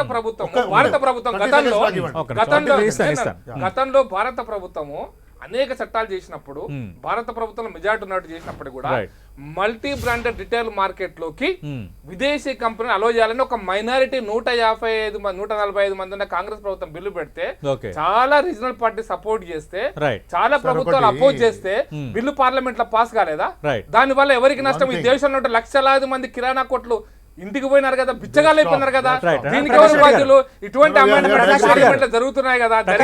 చర్చ లేకుండా ప్రతిపక్షాల అభ్యంతరాలు లేకుండా 3 వ్యవసాయ చట్టాలు తెచ్చారు. ఇది కూడా అలాగే తేవాలని గ్యారంటీ ఏంటంటే వ్యవసాయ చట్టాలు మళ్ళీ చెప్తారు, వ్యవసాయ చట్టాలు చెడ్డవి అని ప్రధానమంత్రి చెప్పలే. వ్యవసాయ చట్టాలు నేను రైతుల కోసం తెచ్చాను, కన్విన్స్ చేయలేదు కాబట్టి రైతుల ప్రతిపక్షాలను గమనంలోకి తీసుకోలేదు. కనీసం ప్రతిపక్షాలకు ఒక చర్చ కూడా అవకాశం కల్పించలేదు. నేనేమంటానంటే ఈ విషయంలో వాళ్ళ అభ్యంతరాలను ఎలా తీసుకుంటారనేది ఒక అనుమానం. నేనేమంటానంటే ఇప్పుడు కూడా చెప్తున్నా, రైతు చట్టాలు 24 hours ముందు చెప్పారు, రైతు చట్టాలు అమెండ్మెంట్ అయిన తర్వాత కూడా చెప్తున్నా, రైతు చట్టాలు మంచివి, రైతుల కోసం ఉన్నాయి. మీరు కొంతమందిని అది ఇంకొక ఈ భింద్రన్ వాలా లాంటి వ్యక్తులు Right. పుట్టించకుండా Right. ఉండడం Right. కోసం Right. దేశం Wait, కోసం wait, wait, wait. withdraw చేసుకున్నాం. అంటే ఆ మరో very, very భింద్రన్ bad. వాలా చర్చకు తయారు అవకాశం కావాలి. లేకుండా ఏకపక్షంగా తెచ్చారండి. సతీష్ గారు, సతీష్ గారు నేను Right. చెప్పేది ఏమంటే మాట్లాడండి. అల్టిమేట్ దీని గా గురించి నేను కూడా ఒక నిమిషం. దీనికి Yes, yes, sir, పార్లమెంట్ లో మాట్లాడండి. వీళ్ళకు ఉన్నటువంటి సంఖ్య పరంగా చర్చ జరిగే అవకాశం లేదు. Number 1, you sold profitable railway lines Okay. Roots. Today you sold airports also. అంటే ఏకపక్షంగా లీజ్కి ఇచ్చేసినారు పెద్ద పెద్ద కంపెనీలకి. రేపు పొద్దున మీ అల్టిమేట్ ఆబ్జెక్టివ్ సబ్సిడీ తీసేసి వీళ్ళని ఇచ్చుకోవాలా. నేను ఒకటే ఎగ్జాంపుల్ చెప్తున్నాను. మీరు ప్రాఫిట్ ఉన్నటువంటి రైల్వే లైన్లు ప్రైవేట్ కంపెనీస్కి ఇచ్చిన ఈ యొక్క ఆప్షన్లో దేశం ఇప్పటికీ 75,000 కోట్ల రూపాయలు నష్టపోబోతుంది. It's projected loss. కాబట్టి నేను అంటున్నా రేపు పొద్దున మీరు ఇదే పని చేస్తారు ఇక్కడ. వారు శ్రీకుమార్ గారు క్లియర్ చెప్పాను కదా, urban and wear ever profit అది వస్తుందో existing వాళ్ళ ప్రైవేట్ వాళ్ళు ఇస్తారు, Okay. మీ దగ్గరికి పోవాలి. ఇప్పుడు అహ్మదాబాద్ ఉంది కదా టోరెంట్, బరోడా ఉంది కదా టోరెంట్, సూరత్ ఉంది కదా టోరెంట్. అట్లనే మీరు ప్రైవేట్ పరం చేసే ప్రయత్నం ఇక్కడ చేస్తారు. We're going to strongly negate it. మేము దీన్ని వ్యతిరేకిస్తాం ఖచ్చితంగా. Right. మీరు మళ్ళీ రైతు చట్టాల లాగా మీరు భంగపడక తప్పదు. ఇప్పటికి కూడా ఇంకా కూడా రైతు చట్టాలు బాగున్నాయి. కొంతమందిని కన్విన్స్ చేయలేకపోయినాం. Okay. కన్విన్స్ చేయకపోవడం whose inability, Right. It's your inability, That's where your రైతులకు ఇన్కెపాసిటీ. Right. That's where ఇదేం రైతులకు పద్ధతి సారీ. అండి? Right. ఆ ఉద్యమం చేసే వాళ్ళకి కాదు. అదేం బాగా మాట్లాడతారు? ఈ చట్టాలు అంటే మంచి compromise చట్టాలను అయినరా? మీకు Have you అందించలేకపోతున్నందుకు compromised national రైతులకు interest? సారీ చెప్పినారు. నేను ఏమంటున్నా? మళ్ళీ తీసుకొస్తాం. మళ్ళీ ఇంతకంటే సతీష్ గారు మెరుగైన ఫలితాలు వస్తాయి. రైతుల చట్టాలను మీరు ఇంతకంటే బాగుండడం ద్వారా ఈ దుర్మార్గపు అయినా రాజకీయాల రిపీల్ నుంచి చేయడం భారత ద్వారా ప్రజలను కాపాడతాం. Have you compromise the national interest? No. మీరు కొంతమందిని కన్విన్స్ చేయలేక, అటువంటి పరిస్థితుల్లో కొంతమందిని కన్విన్స్ చేయక జాతీయ ఇంట్రెస్ట్లను మీరు కాంప్రమైజ్ ఒక విషయం చెప్పాలండి. Hello. Political gains. Right. What is right in this? నేను కూడా జోడించాను. సారీ. రైట్ ఒక్క నిమిషం విశాఖరణ్ గారు మాట్లాడండి సార్. క్విక్ గా అండి. హలో, ఇప్పుడు ఒక విషయం చెప్పాలి. హలో. ఈ ప్రభుత్వం, ఒక్క నిమిషం సార్, ప్రభుత్వం శ్రీకుమార్ గారు వచ్చిన మీకు అవకాశం తర్వాత ఇస్తాను. ఒక్క నిమిషం. ఒక్క మేజర్ చట్టాన్ని కూడా ఒక అదే నేను పార్లమెంట్ ఒకటి చెప్పాలి. కమిటీకి హలో. పంపించి 1 minute సార్, దాంట్లో కుమార్ చర్చ గారు. చేసి దాంట్లో మార్పులు తెచ్చే విధంగా చేయలేదండి. ఐఎమ్ సారీ సార్, కాబట్టి ఐఎమ్ సారీ సార్, మీకు చట్టాలు తెలియదేమో. ఎన్ఎంసీ బిల్లు స్టాండింగ్ కమిటీకి పోయింది. 2 ఏళ్ళు స్టాండింగ్ కమిటీ డిస్కషన్ కి వచ్చింది. నేషనల్ మెడికల్ కమిషన్ బిల్లు అట్లాంటివి 100 లిస్ట్ ఇస్తా మీకు. 100 లిస్ట్ ఇస్తా. తెలియకపోతే తెలియదు చెప్పండి. Why not formulas? మీకు Formulas ఎవరు ఎందుకు పంపించలేదు? Right. Why not formulas? అట్లా మోడీ ఎందుకు పోలే select ప్రభుత్వం committee కి? అనుకుంటే ఎట్లా? Okay. మీరు అనుకుంటే హలో, హలో. ఎట్లా? Standing committee I can opposed tell- many I things can in tell this. 100 Right. bills. మీరు Where Standing committee standing opposed many committee- things in this. Standing committee clarified the bills. దీనిలో Right. మీరు చాలా విషయాలు oppose చేసినారు మరి right దానికి. Let you speak. మాట్లాడండి మీరు అంటే విశాఖరణ్ మీరు గారు మాట్లాడడం ప్లీజ్. కాదు. శ్రీధర్ గారు. మీరు మధ్యలో ఒక 2 మాట్లాడకండి. పాయింట్స్. విశాఖరణ్ గారు మాట్లాడండి. 30 సెకండ్స్ అండి. హలో. కుమార్ గారు ఒక్క నిమిషం సార్, మీకు అవకాశం ఇస్తాను. విశాఖరణ్ గారు మాట్లాడుతున్నారు, దయచేసి నేను ఒక్క ఒక నిమిషం. 2 పాయింట్సే చెప్తాను. మీకు అవకాశం ఇస్తాను. ఒక్క నిమిషం కుమార్ గారు. విశాఖరణ్ గారు మాట్లాడండి. సరే సరే. కాదండి, ఇప్పుడు Sure, sure, అది sure. సిఏఏ ఎన్ఆర్సి సంబంధించిన బిల్లు గాని, లేకపోతే కాశ్మీర్ కి సంబంధించిన బిల్లు గాని, లేకపోతే 3 వ్యవసాయ చట్టాలు గాని, రకరకాల మొత్తము మన దేశంలో అతి పెద్ద మార్పులు తెచ్చే చాలా చట్టాలని ఈ ప్రభుత్వము అస్సలు చర్చ లేకుండా, పార్లమెంట్ లో కూడా చర్చ లేకుండా, పార్లమెంటరీ కమిటీకి కూడా పంపించకుండా పాస్ చేసింది. అది వాస్తవం, దేశ ప్రజలందరూ కూడా గ్రహించారు. కాబట్టి ఈ ఎలక్ట్రిసిటీ ఉండమని చెప్తారా 370? 370 ఉండమని చెప్తారా? CA ఉండమని చెప్తారా? చర్చలోకి వెళ్ళదు. Okay okay please. పార్లమెంటరీ అవన్నీ చర్చ లేకుండా తెచ్చారన్న అంశాన్ని Process- ప్రస్తావిస్తున్నారు. process అందులోకి debate వెళ్ళదు. చేసి మరి మీరు రైట్ చర్చను ముగించే ముందు కుమార్ గారు అనేది రైతు సంఘాల తరఫున మేము కుమార్ గారు. ప్రభుత్వాన్ని హెచ్చరిస్తామండి. కుమార్ గారు అదొకటి. మాట్లాడండి సార్. హలో. ఫైనల్ అదే విషయం నేను ఏంటంటే- హలో. మాట్లాడండి కుమార్ గారు. అదే హలో. నేను చెప్పేదండి, ఇప్పుడు ఎలక్ట్రిసిటీ యాక్ట్ కూడా 2014 డ్రాఫ్ట్ పార్లమెంటరీ కమిటీకి వెళ్ళింది. అది కిరీట్ సోమయ్య చైర్ అని ఒక స్టాండింగ్ కమిటీకి వెళ్ళింది. వాళ్ళు తొందరగా ఏం టైం పెట్టలేదు. Almost with in 3-4 months report కూడా ఇచ్చారు. కానీ ప్రాబ్లం అంటే ఇది 2014 డ్రాఫ్ట్. కానీ ఆ రిపోర్ట్ ఏమైంది? ఆ రిపోర్ట్ తర్వాత 2014 తర్వాత 18లో వచ్చింది వేరే ఒక డ్రాఫ్ట్. తర్వాత ఆ కమెంట్ ఎలా ఇన్కార్పొరేట్ చేయదు అది అసలు తెలియదు. తర్వాత వచ్చిన 2018 డ్రాఫ్ట్ కానీ 20 డ్రాఫ్ట్ కానీ ఏం కమిటీకి వెళ్ళలేదు. అందుకనే డ్రాఫ్ట్ మారుతూనే ఉంటుంది. అది చర్చ సరిగా జరగట్లేదు. Point number 1. Point number 2, privatisation గురించి అందరు చెప్తున్నారు. ఇప్పుడు యాక్ట్ లో క్లియర్ గా లేదు, కానీ ఆ రిఫార్మ్ ప్రోగ్రామ్ ఉంది. తర్వాత బడ్జెట్ స్పీచ్లు కూడా ఫైనాన్స్ మినిస్టర్ చెప్పారు. అది క్వశ్చన్ ఏంటంటే, మేము ముంబైలో ప్రైవేట్ ఆల్మోస్ట్ చాలా సంవత్సరం నుంచి నడుస్తున్నాయి. అక్కడ 2 కంపెనీస్ ఉంటాయి, అడానీ కంపెనీ తర్వాత టాటా కంపెనీ.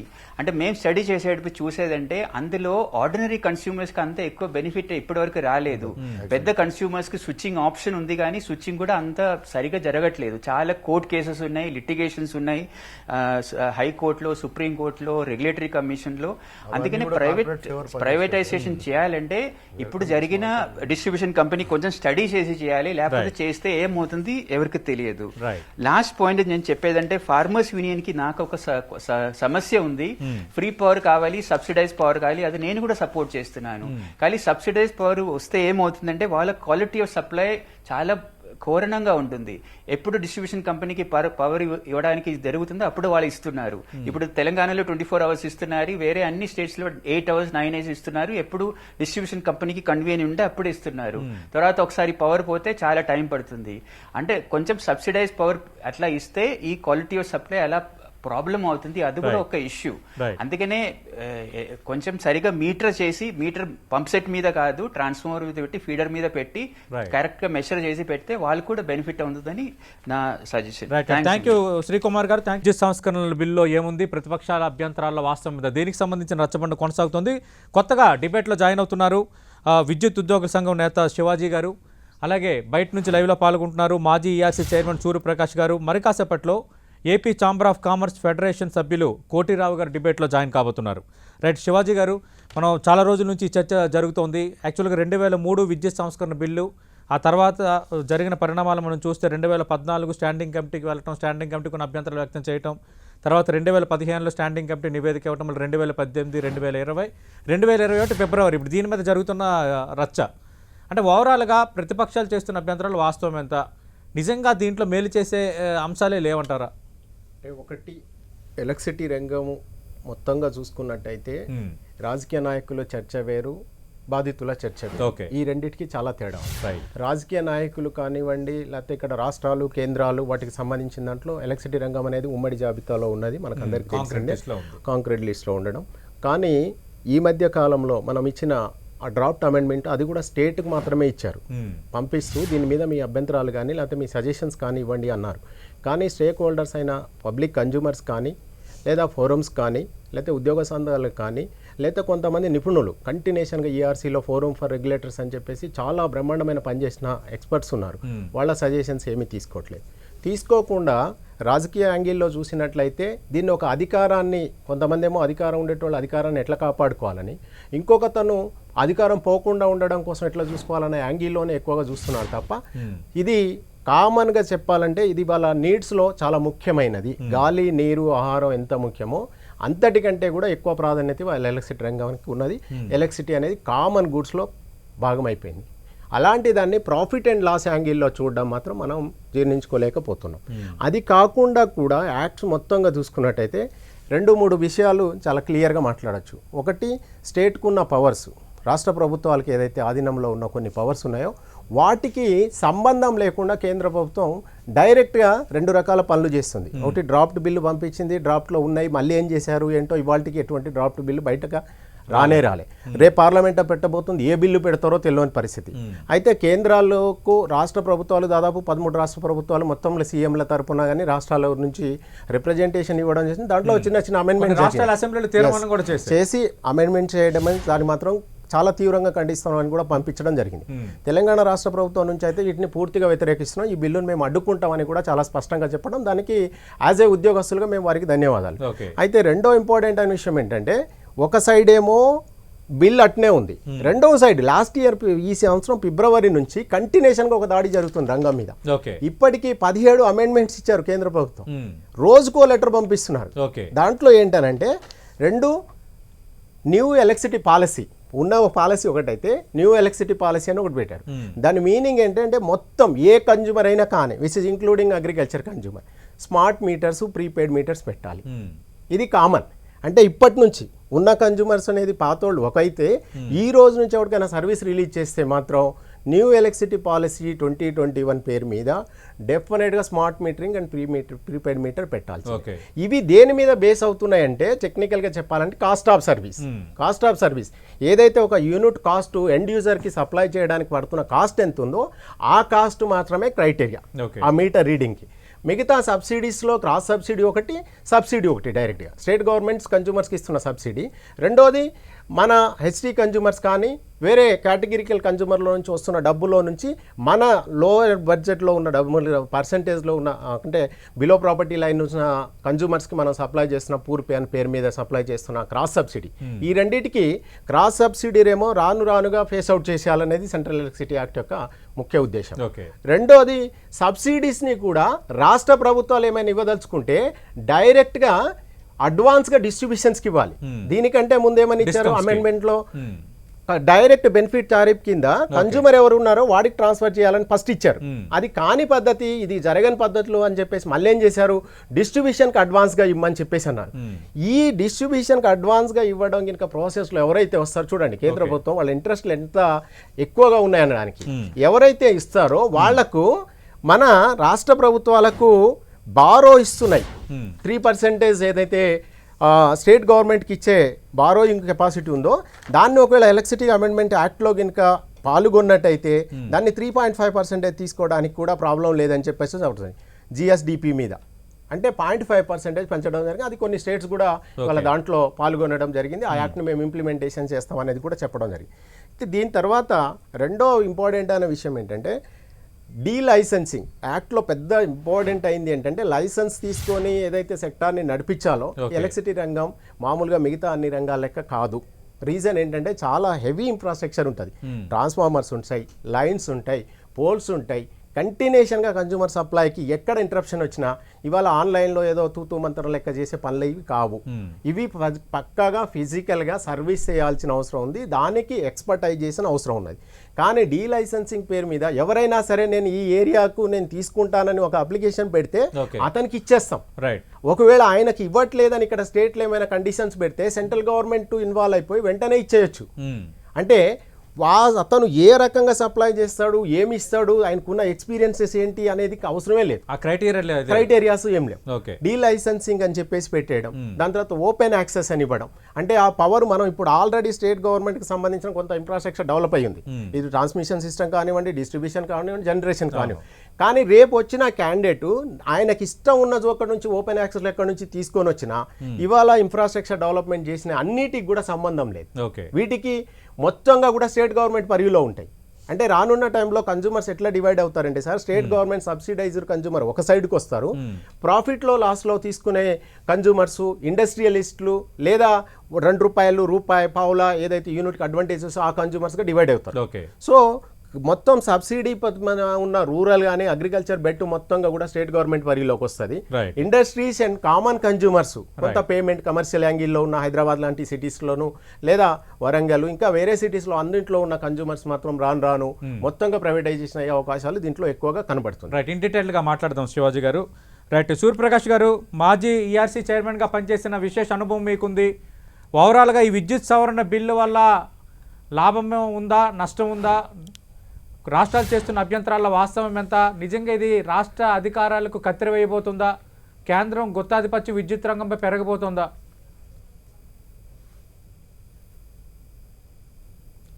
నమస్కారం అండి. నమస్తే సార్. ముందుగా క్లారిఫై చేయాల్సింది ఏంటంటే నేను మాజీ సెక్రటరీనండి ఏపీ ఉమ్మడి రాష్ట్రంలో సార్ ఏపీ ఎలక్ట్రిసిటీ రెగ్యులేటరీ కమిషన్కి మాజీ సెక్రటరీగా చేశాను. Right sir, right sir. దాదాపుగా 4 సంవత్సరాలు పనిచేశాను. ఓకే. తర్వాత ఇప్పుడు మీరు అడిగిన ప్రశ్నల్లో మేజర్గా ఇప్పుడు మనకి కాంట్రవర్షియల్ ఇష్యూస్ నాకు అవగాహన ప్రకారం 3 ఉన్నాయండి. తర్వాత మనం వెల్కమ్ చేయాల్సిన అంశాలు ఒక 4-5 ఉన్నాయి వెల్కమ్ చేయాల్సిన అవసరం. ఇప్పుడు నేను అంతకుముందు డిబేట్ కూడా కొంత ఫాలో అయ్యానండి. There seems to be serious controversy over this a bill ఇది అనేది ఒక దాని మీద చాలా కన్ఫ్యూజన్ ఉన్నట్టుగా మనకు అర్థమవుతుంది. అవును సార్. ఇప్పుడు 2020 బిల్లు ఇప్పుడు ఆయన శ్రీకుమార్ గారు చెప్పినట్టు 2014 నుంచి అమెండ్మెంట్స్ వాళ్ళు ప్రపోజ్ చేస్తున్నారు. గవర్నమెంట్స్ 2014 చేశారు, 18 చేశారు, 20 చేశారు, 21 ఇప్పుడు వచ్చింది.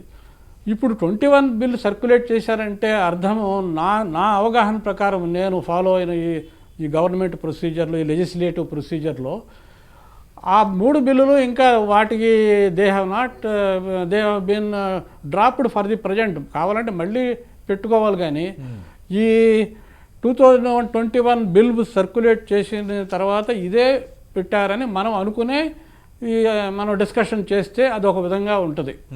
ఈ పాత బిల్లుల గురించి డిస్కస్ చేస్తే అది మనం we are only extending the discussion beyond the scope అని నా ఉద్దేశం అండి. ఇకపోతే ఈ 3 కాంట్రవర్షియల్ ఇష్యూస్లో first the delicensing of the distribution business. ఆ డీలైసెన్సింగ్ దాన్ని తీసి ఇప్పుడు లైసెన్స్ తీసేసి రిజిస్ట్రేషన్ పద్ధతి పెట్టారండి. ఆ రిజిస్ట్రేషన్ పద్ధతి ఏంటంటే ఇదివరకు లైసెన్సు ఇవ్వాలంటే అప్లికేషన్ కమిషన్కి పెట్టుకోవాలి. కమిషన్కి పెట్టుకుంటే కమిషన్కి అప్లికేషను వాళ్ళు పేపర్లో పబ్లిష్ చేసి అభ్యంతరాలు పిలవాలి. ఆ అభ్యంతరాలు చూసి ఒక నెల రోజుల్లోగా కమిషను లైసెన్స్ గ్రాంట్ చేయాలి. దానికి ఏదో కండిషన్స్ కూడా ఇస్తారు. ఇప్పుడు ఈ రిజిస్ట్రేషన్ పద్ధతిలో ఏం చెప్పారంటే ఈ రిజిస్ట్రేషన్ అనేది సెంట్రల్ గవర్నమెంట్ క్వాలిఫికేషన్స్ ప్రిస్క్రైబ్ చేస్తుంది. సెంట్రల్ గవర్నమెంట్ రూల్స్ ద్వారా ప్రిస్క్రైబ్ చేస్తుంది ఈ క్వాలిఫికేషన్. ఆ క్వాలిఫికేషన్ వాళ్ళు ఎవరైనా అప్లై చేస్తే ఆ క్వాలిఫికేషన్ ఉంటే వాళ్ళకి లైసెన్స్ ఇవ్వాల్సిందే. కమిషన్కి డిస్క్రిప్షన్ ఇందులో ఏమీ లేదు. ఇప్పుడున్న మన ఆ డ్రాఫ్ట్ బిల్ 2021 డ్రాఫ్ట్ బిల్ ప్రకారము కమిషన్ 60 రోజుల్లోగా వాళ్ళది రిజిస్ట్రేషన్ చేయాలి. 60 రోజుల్లోగా చేయాలి. లేకపోతే కనీసం ఏమిటి డిఫెక్ట్ అని చెప్పాలి. ఈ రెండు చెప్పకపోతే అది డీమ్డ్ రిజిస్ట్రేషన్ కింద అయిపోతుంది. ఆ తర్వాత ఇంకా ఆయన ఆపరేషన్స్ మొదలు పెట్టవచ్చు అనమాట. That is one. అంటే చాలా లిబరలైజ్డ్ దీన్ని అది చేశారు. అది అంత లిబరలైజేషన్ అవసరమా? నా ఉద్దేశం అయితే అంత లిబరలైజేషన్ ఉండకూడదు. There should be some more what is called restrictions on the applicants. Okay. And then ఇప్పుడు ఈ ఒకే ఏరియాలో 2-3 వారు ఎంతమంది అయినా సప్లై కంపెనీస్, ఇప్పుడు డిస్ట్రిబ్యూషన్ కంపెనీస్. ఈ డిస్ట్రిబ్యూషన్ కంపెనీ అంటే ఇదివరకు డిస్ట్రిబ్యూషన్ సిస్టమ్ మెయింటైన్ చేయాలి, సప్లై కూడా చేయాలి, 2 చేయాలన్నమాట. ఇప్పుడు దీని ప్రకారము వాళ్ళు డిస్ట్రిబ్యూషన్ నెట్వర్క్ లేకుండానే సప్లై చేయొచ్చు. ఎనీబడి రిజిస్ట్రేషన్ ఆ క్వాలిఫికేషన్ సెంట్రల్ గవర్నమెంట్ పెడుతుంది, ఏదో అవేం పెడతారో మనకు తెలియదు, వాళ్ళు సప్లై చేయొచ్చు. ఈ డిస్ట్రిబ్యూషన్ లేకుండా సప్లై చేసే వాళ్ళకి ఈ ఇప్పుడున్న పీపీఏలు వాళ్ళకి పంపకం చేయాలని చెప్పి ఈ దీంట్లో ఉందండి. ఇప్పుడున్న బిల్లులో ఇప్పుడు ప్రస్తుతం ఉన్న డిస్కమ్కి ఉన్న పీపీఎల్ని మేనేజ్మెంట్ వాళ్ళు షేర్ చేస్తారంట. ఏది కొత్త వాళ్ళకి వచ్చే వాళ్ళకి అది ఎలా చేస్తారనేది నాకైతే అందుబాటులో. పాత వాళ్ళు డిస్కమ్స్ పీపీఎల్ ఎంటర్ అయ్యి వాళ్ళంతా ఆల్రెడీ కొంత భాగం అయిపోయిన తర్వాత ఇప్పుడు వాటిని తర్వాత ఇది ఎలా పంపకం చేయాలో కూడా సెంట్రల్ గవర్నమెంట్ చెప్పుద్దట, దానికి రూల్స్ ద్వారా చెప్తుందట. సో అదొక కాంట్రవర్షియల్ పాయింట్ ఒకటి. తర్వాత అంటే ఇంకోటి దీంట్లో ఇంకొక చెప్పారేంటంటే cross subsidy management. Cross subsidy management ఏంటి? ఇప్పుడు ఈ డిస్ట్రిబ్యూషన్ ఈ కేటగిరీస్లో డిఫరెంట్ కేటగిరీ ఆఫ్ కన్స్యూమర్స్కి కొంతమంది ఎక్కువ రేటు, కొంతమంది తక్కువ రేటు వేసి దాంట్లో కొంత క్రాస్ సబ్సిడీ వస్తుంది. ఆ క్రాస్ సబ్సిడీ కన్స్యూమర్స్ ద్వారా వచ్చిన క్రాస్ సబ్సిడీని మళ్ళీ వీళ్ళు ఒక దాని పేరు యూనివర్సల్ సర్వీస్ ఆబ్లిగేషన్ ఫండ్ అని పెట్టి ఆ ఫండ్లో చేయాలి. ఆ ఫండ్ కూడా స్టేట్ గవర్నమెంట్ క్రియేట్ చేస్తే ఒక గవర్నమెంట్ కంపెనీకి పెట్టి దాంట్లో వీళ్ళు ఈ క్రాస్ సబ్సిడీ ఇచ్చారు. ఇవన్నీ సెంట్రల్ గవర్నమెంట్ ఏం చేస్తుందో మనకు తెలియదు. But this is all abstract now. ఇప్పుడు చాలా అబ్స్ట్రాక్ట్ ఇది. మనం దీని మీద ఇది ఇంత తొందరగా ఎందుకు తీసుకొస్తున్నారు పూర్తిగా చర్చ చేయకుండా అనేది మనకి అందుబాటున్న విషయం. అది అంటే ఇక్కడ సూర్యప్రకాష్ గారు ఇంకోటండి, ఇప్పుడు సప్లై కంపెనీస్ వచ్చేసి ఉన్న వాటిలో పీపీఎల్ లాగేసుకుని ఏమీ డిస్ట్రిబ్యూషన్ మెయింటైన్ చేయాల్సిన బాధ్యత లేకుండా ఇలా వచ్చేస్తే ఇప్పుడు డిస్ట్రిబ్యూషన్ కంపెనీ ఎందుకు మెయింటైన్ చేస్తుందండి? వాళ్ళకి వచ్చే వీలింగ్ ఛార్జీలు చాలా లెక్క పెట్టి వీలింగ్ ఛార్జీలు ఇస్తారు. ఆ వీలింగ్ ఛార్జీల కోసం డిస్ట్రిబ్యూషన్ మెయింటైన్ చేస్తాడా ఆయన? సో ఇది డిస్ట్రిబ్యూషన్ నెట్వర్క్ మెయింటెనెన్స్కి కొంత విఘాతం కలుగుతుందని నా ఉద్దేశం. That's my personal view. Right. So ఈ విధంగా ఇది కమిషన్కి లైసెన్సింగ్ అథారిటీని తగ్గించటము, తర్వాత ఈ సప్లై కంపెనీస్కి వాళ్ళకి ప్రిఫరెన్స్ ఇవ్వటం అనేది ఇది కొంచెం ఆలోచించి చర్చలు చేసి చేయాలి పార్లమెంట్లో.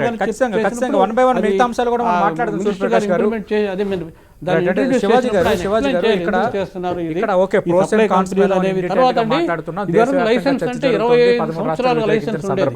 ఇప్పుడు ఈ డిస్కమ్ అనేది సప్లై కంపెనీ ఒకటే పెట్టేశారు కదా, వీళ్ళకి అసలు 25 సంవత్సరాలు అనేది లేదు. ఇవాళ వచ్చి రావచ్చు, రేపు పొద్దున మానేయంటే మానేయచ్చు. దానికి ఏమిటి పెనాల్టీస్ వేస్తారా? కనీసం సప్లై కంపెనీకి వచ్చి అప్లికేషన్ పెట్టుకున్నవాడు కనీసం 10 ఏళ్ళు 15 ఏళ్ళు చేస్తాడా? ఆ చేయకపోతే వాడికి ఏమన్నా పెనాల్టీస్ ఉంటాయా? ఇవన్నీ సెంట్రల్ గవర్నమెంట్ రూల్స్లో వస్తాయి. మరి ఇవన్నీ స్టేట్ గవర్నమెంట్ని కన్సల్ట్ చేసి చేస్తామని రాశారు. అందులో స్టేట్ గవర్నమెంట్స్ని కన్సల్ట్ చేసినప్పుడు వీళ్ళు చెప్పాలి, అవన్నీ జరగాలి. తర్వాత నెక్స్ట్ ఇంపార్టెంట్ పాయింట్, ఒక్క నిమిషం సూర్యప్రకాష్ గారు 1 by 1 మాట్లాడదాం. అంటే శివాజీ గారు మీరు అన్నారు, అంటే 2021 ఫిబ్రవరికి సంబంధించి వచ్చిన లేటెస్ట్ అమెండ్మెంట్ బిల్లులో ఉన్న కొన్ని అంశాలను క్రోడీకరిస్తూ రాష్ట్ర ప్రభుత్వాలకు పంపించారు, అభ్యంతరాలు చెప్పమన్నారు. అంటే ఇప్పుడు రాష్ట్ర ప్రభుత్వాలు ఎక్కడైతే అభ్యంతరం వ్యక్తం చేస్తున్నాయో వాటిని కేంద్రం కన్సిడరేషన్ చేయదన్నదే మీ నమ్మకం? లేదు, కొన్నిటికి చేసినట్టుగా ఇస్తున్నారు కానీ క్లియర్ కట్ గా మన చేతిలో మాత్రం ఇప్పుడు లేదు. ఏది ఫైనల్ బిల్ అనేది ఎవరికి తెలియని పరిస్థితి. ఎందుకంటే అనుకున్న ఇన్ఫర్మేషన్ ఇప్పుడు ఈ రైతుల నిరసనలు, విద్యుత్ చట్టాలకు సంబంధించిన విషయంలో వెనక్కి తీసుకున్న తర్వాత కూడా రైతులు పెట్టిన 6 డిమాండ్లలో ఒక డిమాండ్ దీనికి సంబంధించింది ఉంది. అదేంటి, వ్యవసాయ పంపు సెట్లకు మీటర్లు పెట్టి మొత్తం వినియోగం ఆధారంగా బిల్లు వేసి ఆ బిల్లునంతా రైతులతో కట్టించి తర్వాత సబ్సిడీని రైతుల ఖాతాలోకి జమ చేయాలన్నది కేంద్రం సూచన. అయితే ఈ ఒత్తిడిల వల్ల, రైతుల ఆందోళన వల్ల కొంత ప్రతిపాదన పక్కన పెట్టారంటున్నారు. ఇప్పుడు వాళ్ళు ప్రతిపాదిస్తున్న అంశం కొత్తగా ఏంటంటే వ్యవసాయానికి కరెంటు తీసుకువెళ్ళే ఫీడర్లకు మీటర్లు బిగించాలన్నది. అది కొంతవరకు బెటరేనా? అంటే వ్యవసాయానికి సంబంధించినప్పుడు ఇప్పుడు ఒక అగ్రికల్చర్ ఫీడర్ చూసుకున్నట్టయితే 3గా డివైడ్ అవుతుంది సార్. ఒకటి ఏమో సబ్ స్టేషన్ దగ్గర నుంచి 33/11 kV సబ్ స్టేషన్ నుంచి వెళ్తున్న 11 kV ఫీడర్. అంటే ఆ ఫీడర్ ఎక్కడైతే సబ్ స్టేషన్ వెళ్ళిందో అక్కడ మీటర్ పెట్టడం అనేది కామన్ గా ఉన్నది. అయితే దీంట్లో ఇంకొక రకమైన బర్డన్ ఏముందంటే మిక్స్డ్ గా లైన్ ఇట్లా వెళ్ళిపోతున్నప్పుడు దాని మీద ఒక కన్జ్యూమర్ ఏమో అగ్రికల్చర్ ఉంటాడు, ఇంకొక అతను ఇండస్ట్రీ ఉంటాడు, ఇంకొక అతను ఇది ఉంటాడు. ఇప్పుడు అగ్రికల్చర్ ఫీడర్స్ ని సపరేషన్ చేయాలి. అది చాలా హ్యూజ్ అమౌంట్ తో కూడుకున్నది. అది దాదాపు కొన్ని సంవత్సరాల నుంచి కొత్త చేస్తూనే ఉన్నారు. ఆ ఫీడర్స్ ని సపరేట్ చేయగలిగితే మనం అగ్రికల్చర్ కి మీటర్ పెట్టడం అనేది అవుతుంది. రెండో సిస్టానికి వచ్చినప్పుడు నెక్స్ట్ ఫాలోయింగ్ ఏమొస్తుంది, డిస్ట్రిబ్యూషన్ ట్రాన్స్ఫార్మర్ వస్తుంది. డిస్ట్రిబ్యూషన్ ట్రాన్స్ఫార్మర్ మీటరింగ్ ఇంతవరకు అయితే మాత్రం ఏమైనా అకౌంట్ ఫర్ చేసుకోవడానికి నిజంగా ఎంత అగ్రికల్చర్ కన్జ్యూమర్స్ వాడుతున్నది వాట్సమా కాదా లెక్కలకు తెలుసుకోవడానికి మాత్రమే ఇది ఉపయోగపడేటట్టుగా ఉండాలి. కానీ ఈ prepaid meter new electricity policy ఏదైతే ఉందో దాంట్లో ఏమన్నాడంటే any consumer which includes agriculture. Okay. They supposed to be paid the prepaid meters. That prepaid meter ఏం చేస్తుంది, మొన్న మీరు నల్గొండలో చూశారు, ఆర్టీఓ ఆఫీస్కి ఎలక్ట్రిసిటీ ఉద్యోగులకు పెద్ద గొడవ. రీజన్ ఏంటి, ఎలక్ట్రిసిటీ ఉద్యోగులు ఆర్టీఓ ఆఫీసులో సప్లై తీసేశారని. అది కాదు జరిగింది. అక్కడ ప్రీపెయిడ్ మీటర్ సిస్టమ్ ప్రకారం దాంట్లో ఆయన ఒక 1000 రూపాయలు వేసుకున్నాడు, 1000 రూపాయలు అయిపోయింది. దాని ప్రకారం ఆ మీటర్ ట్రిప్ అయిపోయింది, సప్లై కట్ అయిపోయింది. కానీ ఈయన ఏమంటాడు, నువ్వు కట్ చేసినావు అని మా మీద అటాక్ చేశాడు. చేసి ఏం చేశాడు, బండ్లన్నీ ఎత్తుకెళ్ళిపోయాడు ఈయన ఆయనకున్న పవర్స్ కి. ఇట్లాంటి రేపు అగ్రికల్చర్ కన్జ్యూమరు ఎక్కడో అతను అవసరాలుగా ఇప్పుడు మొత్తంగా తెలంగాణ తప్ప 24 గంటలు సఫిషియెంట్ గా స్టేబుల్ పవర్ ఇస్తున్నాయి, వేరే రాష్ట్రాలు లేవు. మామూలుగా 6-7 గంటలు మాత్రమే ఇస్తుంది. ఇలాంటి టైంలో ఆయనకు మొత్తంగా కూడా ఒక సడన్ పంట వేసుకున్నప్పుడు ఈ ప్రీపెయిడ్ మీటరు ఆయన పెట్టుకున్న ఒక 100 రూపాయలకి అయిపోయిన తర్వాత కట్ అయిపోతే మళ్ళీ నెక్స్ట్ రోజు, రెండో రోజు, మూడో రోజు ఆయన పేమెంట్ చేసి మూడో రోజు సప్లై ఇస్తే అతను అగ్రికల్చర్ పంట ఏ రకంగా బయటకు వస్తుంది.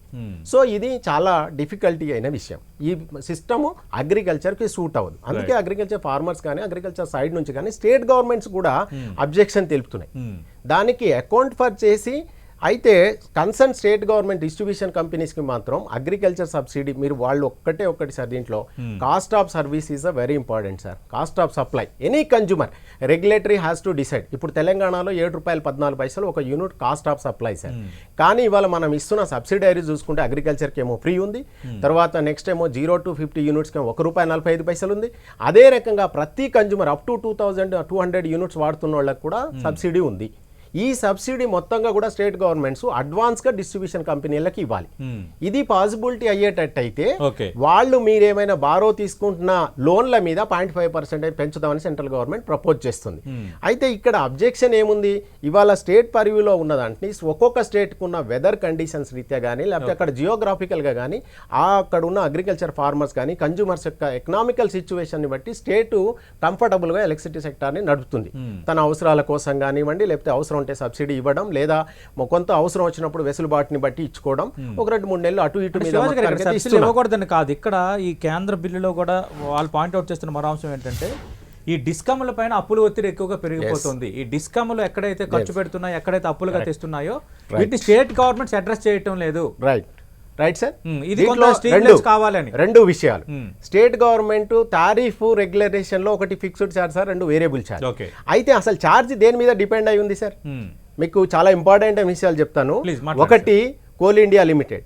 కోల్ ఇండియా లిమిటెడ్ సార్ ఇవాళ కోల్ని ఎట్లాంటి పరిస్థితి అంటే ప్రతి సంవత్సరం 10% హైక్ చేస్తుంది. వస్తున్న ప్రాఫిట్ కోల్ ఇండియా లిమిటెడ్ లో డివిడెండ్ రూపంలో సెంట్రల్ గవర్నమెంట్ పంపిస్తుంది. కన్జ్యూమర్స్ ఎవరు? స్టేట్ పరిధిలో ఉన్నారు ఇవాళ లెక్క ప్రకారం. అంటే ఎఫెక్ట్ అవుతున్న పర్సన్స్ ఎవరు? స్టేట్. మరి ఆ సబ్సిడీ ఎవరికి రావాలి? అక్కడ స్టేట్ కి. కానీ ఎవరు ఎంజాయ్ చేస్తున్నారు, ఎవరికి పోతుంది? ఇది పెద్ద depend. Next coal India limited regulatory commission లో coal India limited proper handle చేయకపోతే మొన్న మీరు ఒక విషయం చూశారు, మనం ఇక్కడే చర్చ పెట్టినాం just 2 months back. Coal availability లేక మొత్తం నేషనల్ వైడ్గా స్టేషన్స్ అన్నిటినీ కూడా ఎప్పుడు ఎట్లాంటి పరిస్థితి ఉందో తెలియక స్టేట్స్ అన్ని లోడ్ రిలీఫ్ తీసుకున్న సందర్భం. దానికి మెయిన్ రీజన్ ఏంటో తెలుసా? ప్రైవేట్ ఇండస్ట్రీస్ ఇవాళ ప్రైవేటైజేషన్ చేస్తూ ఉంటున్నారు కదా, నేషనల్ వైడ్గా కొన్ని ప్రైవేట్ ఇండస్ట్రీస్ జెన్కోలో వచ్చినాయి. ఆ జనరేషన్ అది అబ్రాడ్ కోల్ మీద డిపెండ్ అయి ఉంది. అబ్రాడ్ లో కోల్ రేట్ పెరిగింది, దాదాపు $200 ప్లస్ అయింది. $60 ఉన్నది $120 పోయింది. ఈ కరోనా రీత్యా ఒకనొక టైంలో అక్కడ నుంచి జనరేషన్ రాలే కోల్. రాకపోవడంతో వీళ్ళు చేతులు ఎత్తేసిండ్రు. చేతులు ఎత్తేసి ఏమైపోయింది, మళ్ళీ స్టేట్స్ యొక్క జెన్కో స్టేషన్స్ అన్ని పనిచేసినాయి, నేషనల్ జెన్కో స్టేషన్స్ పనిచేసినాయి. ఇలాంటి పరిస్థితి రేపు ఇవి ప్రైవేట్ ఇండస్ట్రీస్ ఎలక్ట్రిసిటీ రంగంలో స్టేబుల్ కావు, రిలయబుల్ కావు సార్. రెండోది మీరు అంటున్నట్టుగా ఇంకొక ఇంపార్టెంట్ అయిన విషయం తెలుసా? Clean energy cess. ఇది చాలా చాలా ఇంపార్టెంట్ అండి. క్లీన్ ఎనర్జీ సెస్ 2013-14లో ₹50 ఫర్ టన్నుకుంటే సార్ ఈరోజు ₹400.